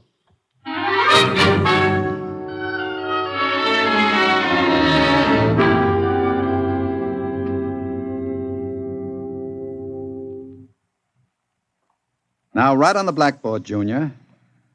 My name is Junior. My name is Junior. People are evil.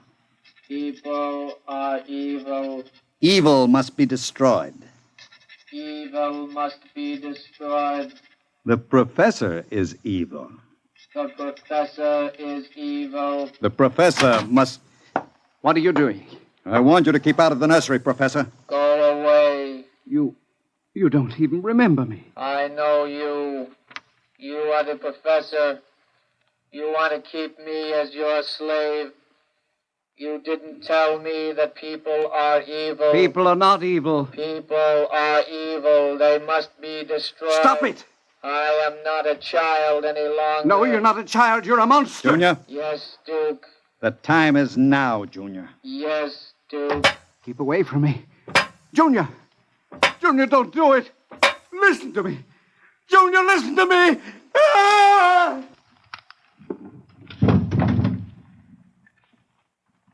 I did it, Duke. Duke, I... Oh, horrible. Can we go away now, Duke? I don't like it here anymore. Duke, why did you do it? The professor was in the way. We'll have to move very quickly now, Lola. We? Because if you don't plan to come along, just say so. I can have Junior write your name on his blackboard. Where are we going? We'll go to Charlie's.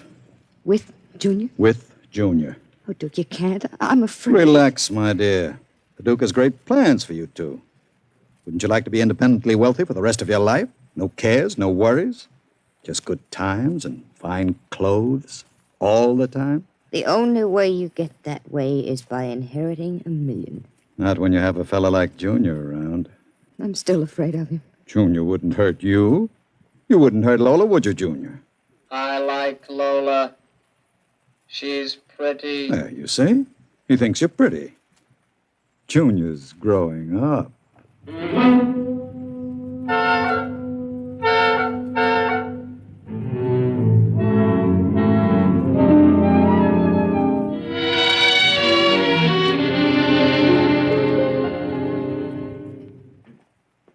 Sit down, Charlie. Sure, Duke. Lola and I are going to hide out here for a while. We'll need some help. Listen, Duke, I'm trying to keep the cops away. Sure. Now listen to me. I need a casing job done. Oh. Sure, Duke. You know the armored truck service? Sure. I want to know when they take the Acme deposits from Boston to Worcester. Duke, you ain't thinking of a payroll truck, are you? They got cannons on those trucks. They travel in pairs. You couldn't get near one. I asked you to do a casing job, Charlie. Sure, Duke. Anything you say. Find out what time they passed the narrowest and most deserted stretch of road. Well, if you're going to pull a job like that, you'll need 50 men. You want me to get some of the boys? I won't need anybody. I've got somebody. Where? He's out in the car. Oh, what's his name, Duke? Anybody I know? His name is Junior. Junior? I don't know any Junior. You will, Charlie. You will.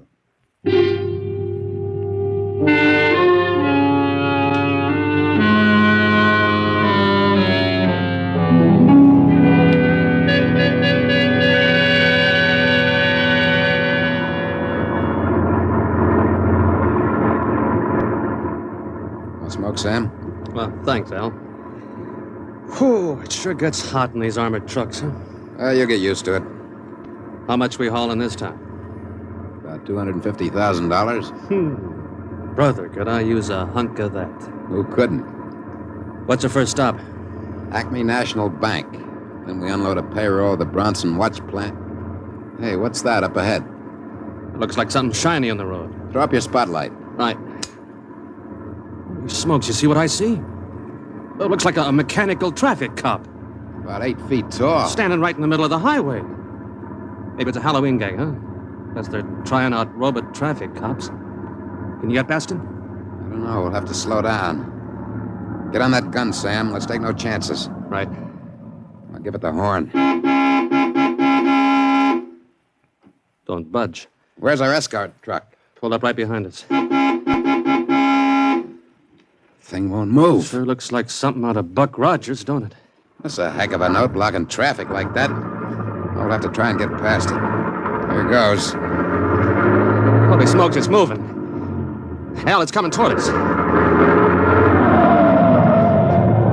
Get on that gun. Give it a blast. Bullets are bouncing right off it. It's still coming.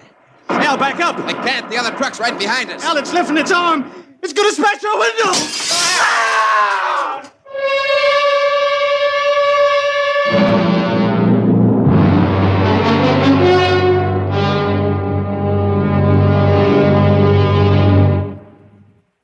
Jeez. If I hadn't have seen it with my own eyes. Duke, we got to quit this. What's the matter, Charlie? Getting shaky? The papers say he killed all 4 drivers. Listen, Duke, that robot is hot. We got to get rid of it. Stop your blubbering. One more good robbery. You ain't going to pull another one. Why not? Count me out, Duke.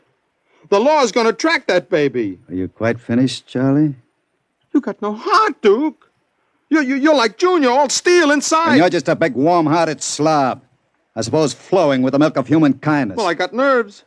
I can't stand that thing, the way it looks at you with that iron face and clanking around all the time. Listen, here it comes.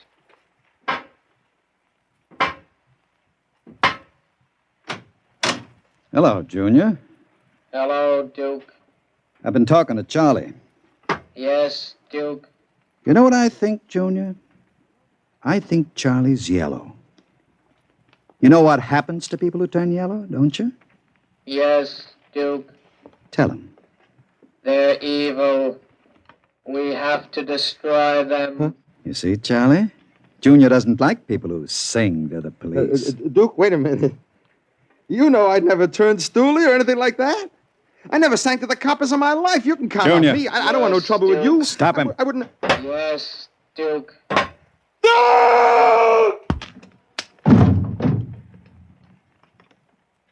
I stopped him, Duke. All right. Take him down to the cellar. Duke, that noise. Charlie! Junior, put him down. Take him down to the cellar, Junior. Yes, Duke. Duke. Relax, darling. Stop shaking. Duke, we can't stay here. Charlie's going to be missed. He's got friends. Now we'll have the gangs after us, too. Oh, come on now. Don't worry, darling. The Duke will take care of everything. Where are you going? Out to a travel agency to get some tickets. You and I are going to take a trip, Lola. You're leaving me alone here? Junior's here, too. That's just it. It's being alone with that thing. Duke, I got the jitters. Now, don't you worry. In 48 hours, you and I will be on our way to Switzerland with $500,000 worth of loot. What about Junior? Junior will be taken care of. How can you get rid of him? Junior will do anything I say. So I'll merely have him get into the furnace and sit there while I fill it with oil and set fire to it. Too bad the professor couldn't have stayed around to see him growing up. He's almost a man now, Junior is. But not quite as clever as a man. You'll find that out after he steps into the furnace. Get rid of Junior now, Duke. Before you leave. There's no time. I'll be back about 8. Duke, please. And be nice to Junior while I'm gone. Don't show him you're afraid of him. Goodbye, darling. Goodbye, Duke.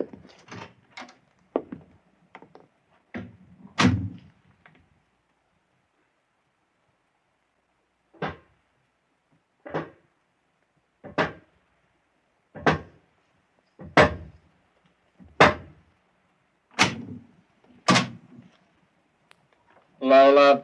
What, Junior? Oil me. Can't you wait till Duke gets back? He always oils you. I want you to oil me, Lola. All right. I like you to oil me, Lola. Yes, Junior. Lola, do you like Duke? Certainly. Do you like me? Well, you know I do, Junior. Lola, What? who do you like best? Me or Duke? I like you both, Junior. Yes, but who do you love? What do you know about love, Junior? In the books, man and woman love. No. Lola, What? do you think anyone will ever love me? Maybe. Some women can fall in love with anything, Junior. Even with something like Duke. Why, Lola? I don't know. Maybe because, well, as long as she thinks her man is the smartest and the strongest. I see. Where are you going? To wait for Duke. He won't be home for a while. I'll sit in the hall and wait for him. All right, Junior. I want to be alone and think. About what? I read in a book today it was bad to kill people. What does that mean? Bad. Bad. I don't know, Junior. I guess it's just a word.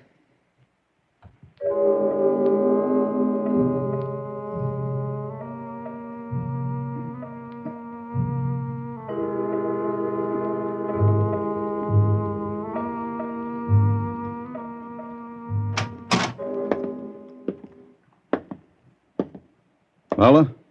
Hello, Duke. Oh, it's you, Junior. Why are you sitting in the dark? I was waiting for you, Duke. Well, now that's a good boy, Junior. Lola oiled me.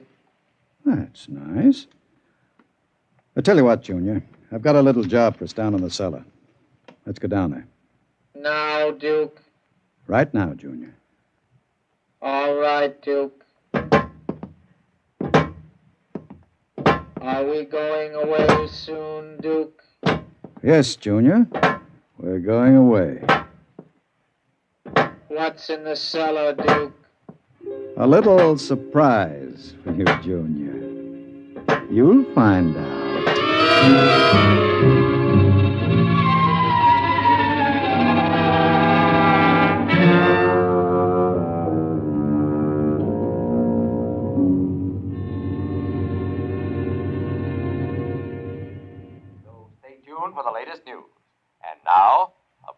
you to recorded dance music.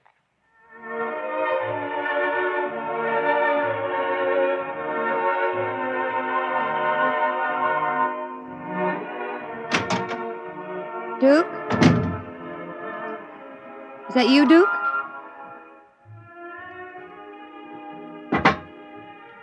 Junior.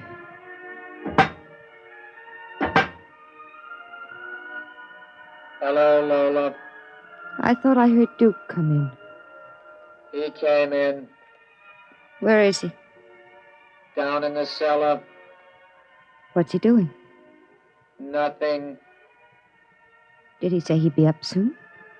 No. Maybe we better go down and get him. He's dead. Oh, no. No, he isn't dead. You said the woman loves the strongest and the smartest. Well, I'm stronger and smarter. But you aren't human.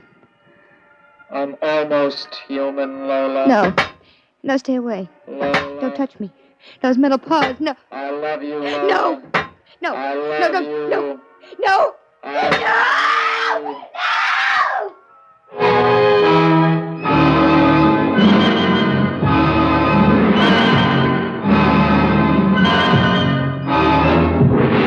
I love you. The last thing she heard was the robot's harsh voice, droning it over and over again. I love you. I love you.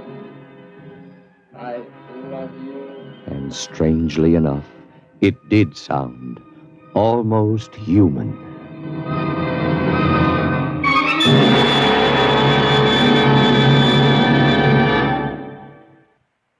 You have just heard X-1, presented by the National Broadcasting Company in cooperation with Street and Smith, publishers of astounding science fiction.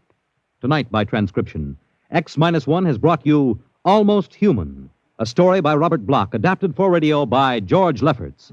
Featured in the cast were Santos Ortega as Duke, Joan Allison as Lola, Jackie Grimes as Junior, Guy Rep as the Professor, Nat Pullen as Charlie, Joseph Julian as Al, Lynn Cook as Sam, and Merrill Joels as the radio voice. Your announcer, Fred Collins.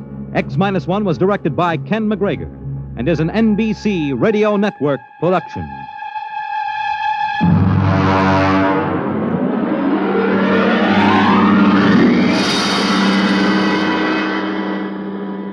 And now, next week, when the mighty Earthmen arrive in their ships of space, courtesy and proper humility on the part of the natives is expected.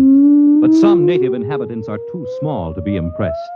We'll see what happens to such an expedition marooned on a far planet next week at X-1.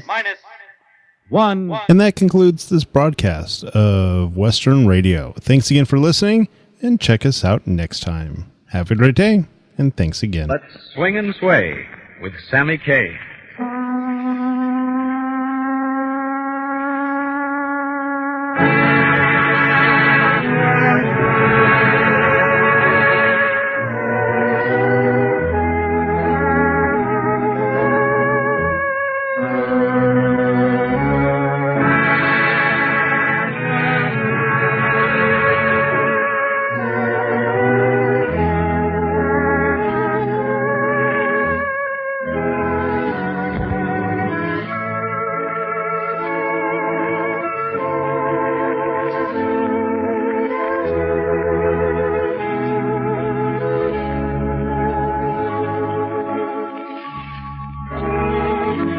Radio City in New York, it is the pleasure of the National Broadcasting Company to again present Sammy Kaye's Sunday Serenade, featuring his world-famed swing and sway music.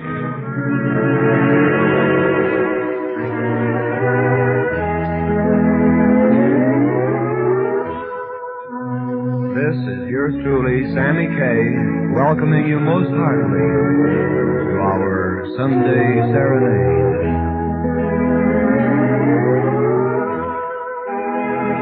This is the opening day of Inter-American and National Music Week, the purpose and slogan of which is to make good music familiar music. Sammy Kaye opens his Sunday Serenade with a brace of tunes familiar to all the Americas, in furtherance of the object of Inter-American and National Music Week.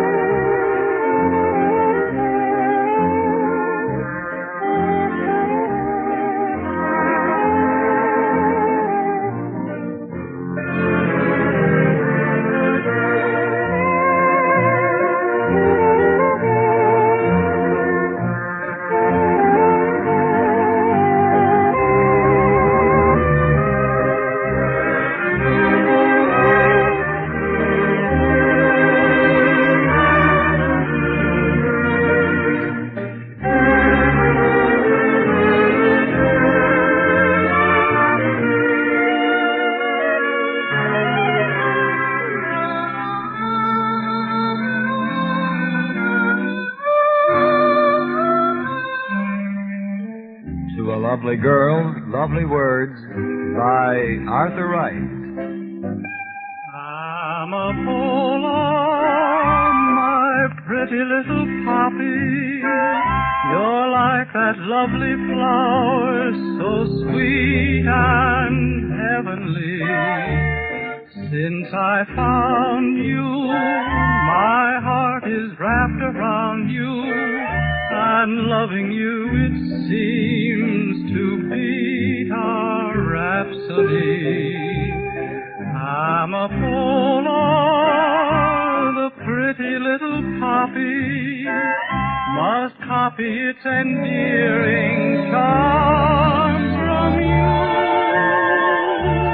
I'm a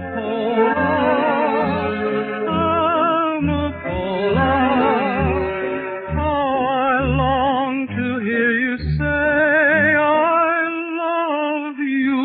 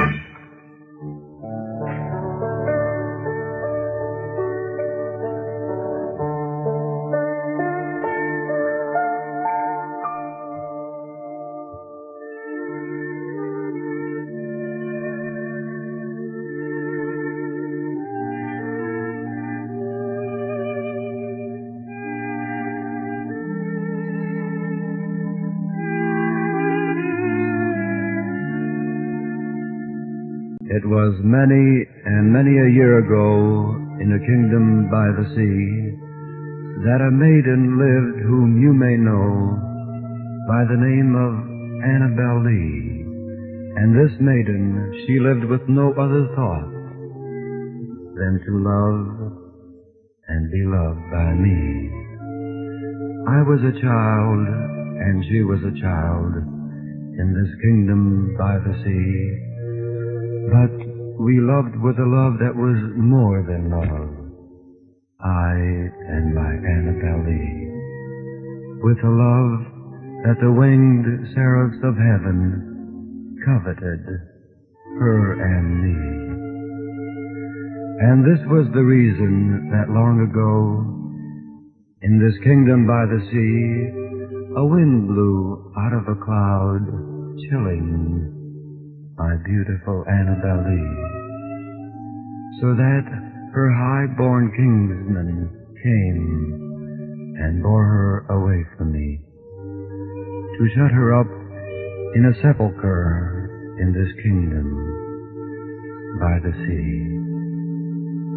But our love, it was stronger by far than the love of those who were older than we, of many far wiser than we, and neither the angels in heaven above nor the demons down under the sea can ever dissever my soul from the soul of the beautiful Annabelle Lee.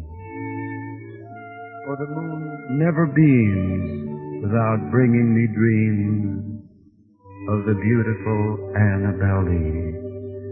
And the stars never rise, but I feel the bright eyes of the beautiful Annabelle Lee.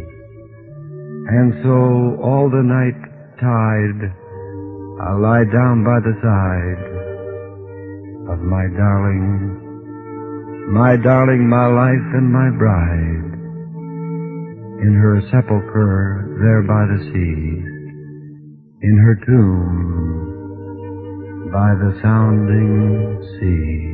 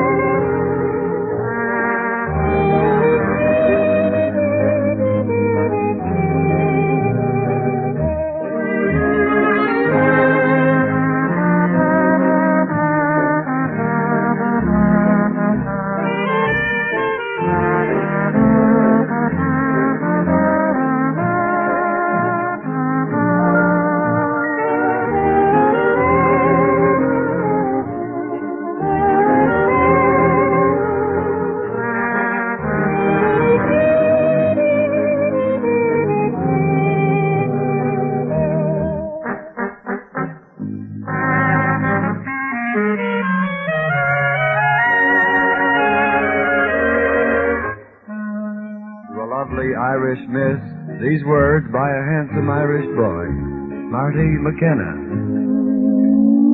Little Miss Iris, darling divine, sweet as an angel's kiss, sure 'tis the Irish in your smile that carries me back to that emerald isle. Little Miss Irish, lovely Colleen, gay as Killarney's sky. Shamrocks are gleaming in your dreaming Irish eyes. And on next St. Patrick's Day, we'll cozy as anew. I'll be proud to show the crowd my king in green. Little Miss Irish, heart of my heart, blessed by the saints above. Would you be caring to be sharing all my love?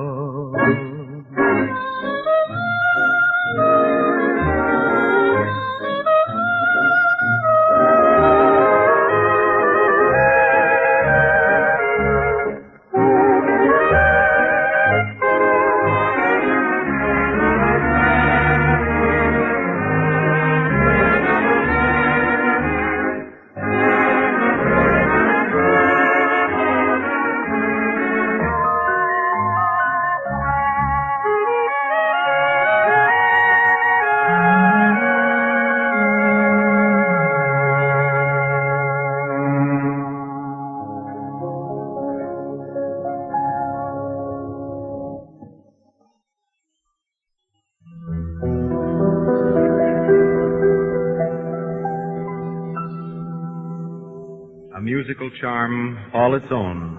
This charm of Sammy Kaye's Sunday Serenade.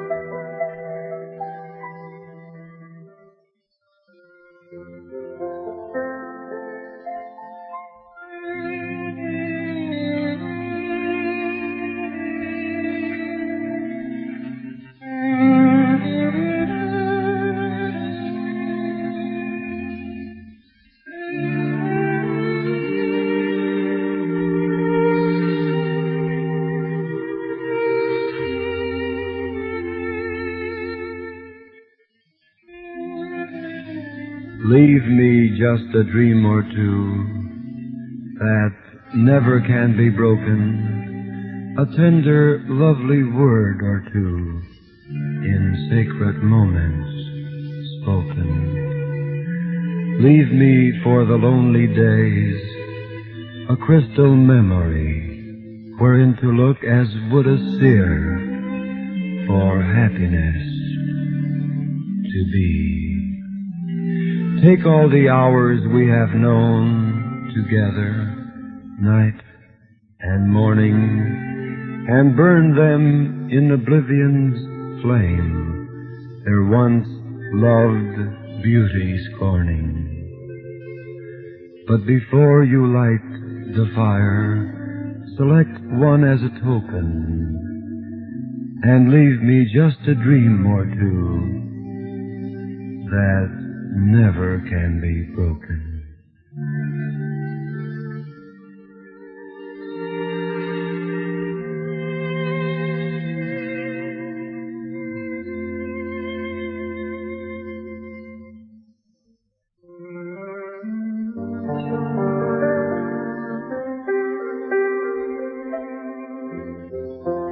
Beauty in melody and words, the theme of Sammy Kaye's Sunday Serenade.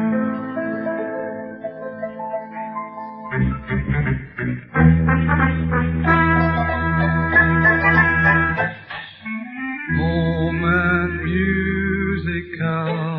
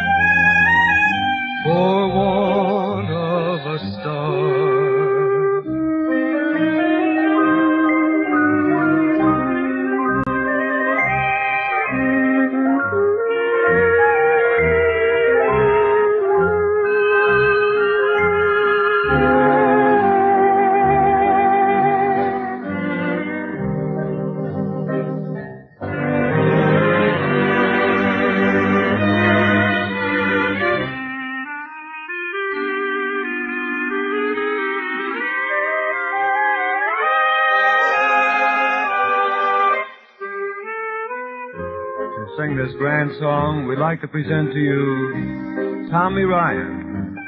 For one of a star, the night lost its blue, and clouds from afar have gathered round me to take the place of you. For one of you, sweetheart, the stars have no light, and while we're apart, the very moon has faded from sight. My heart still recalls when heaven had all its glory. What happened to our story? I wonder where you are. For what of a kiss a dream had to die? For what of your love the stars left the sky? Without you there's no one. The world was lost for want of a star. For want of a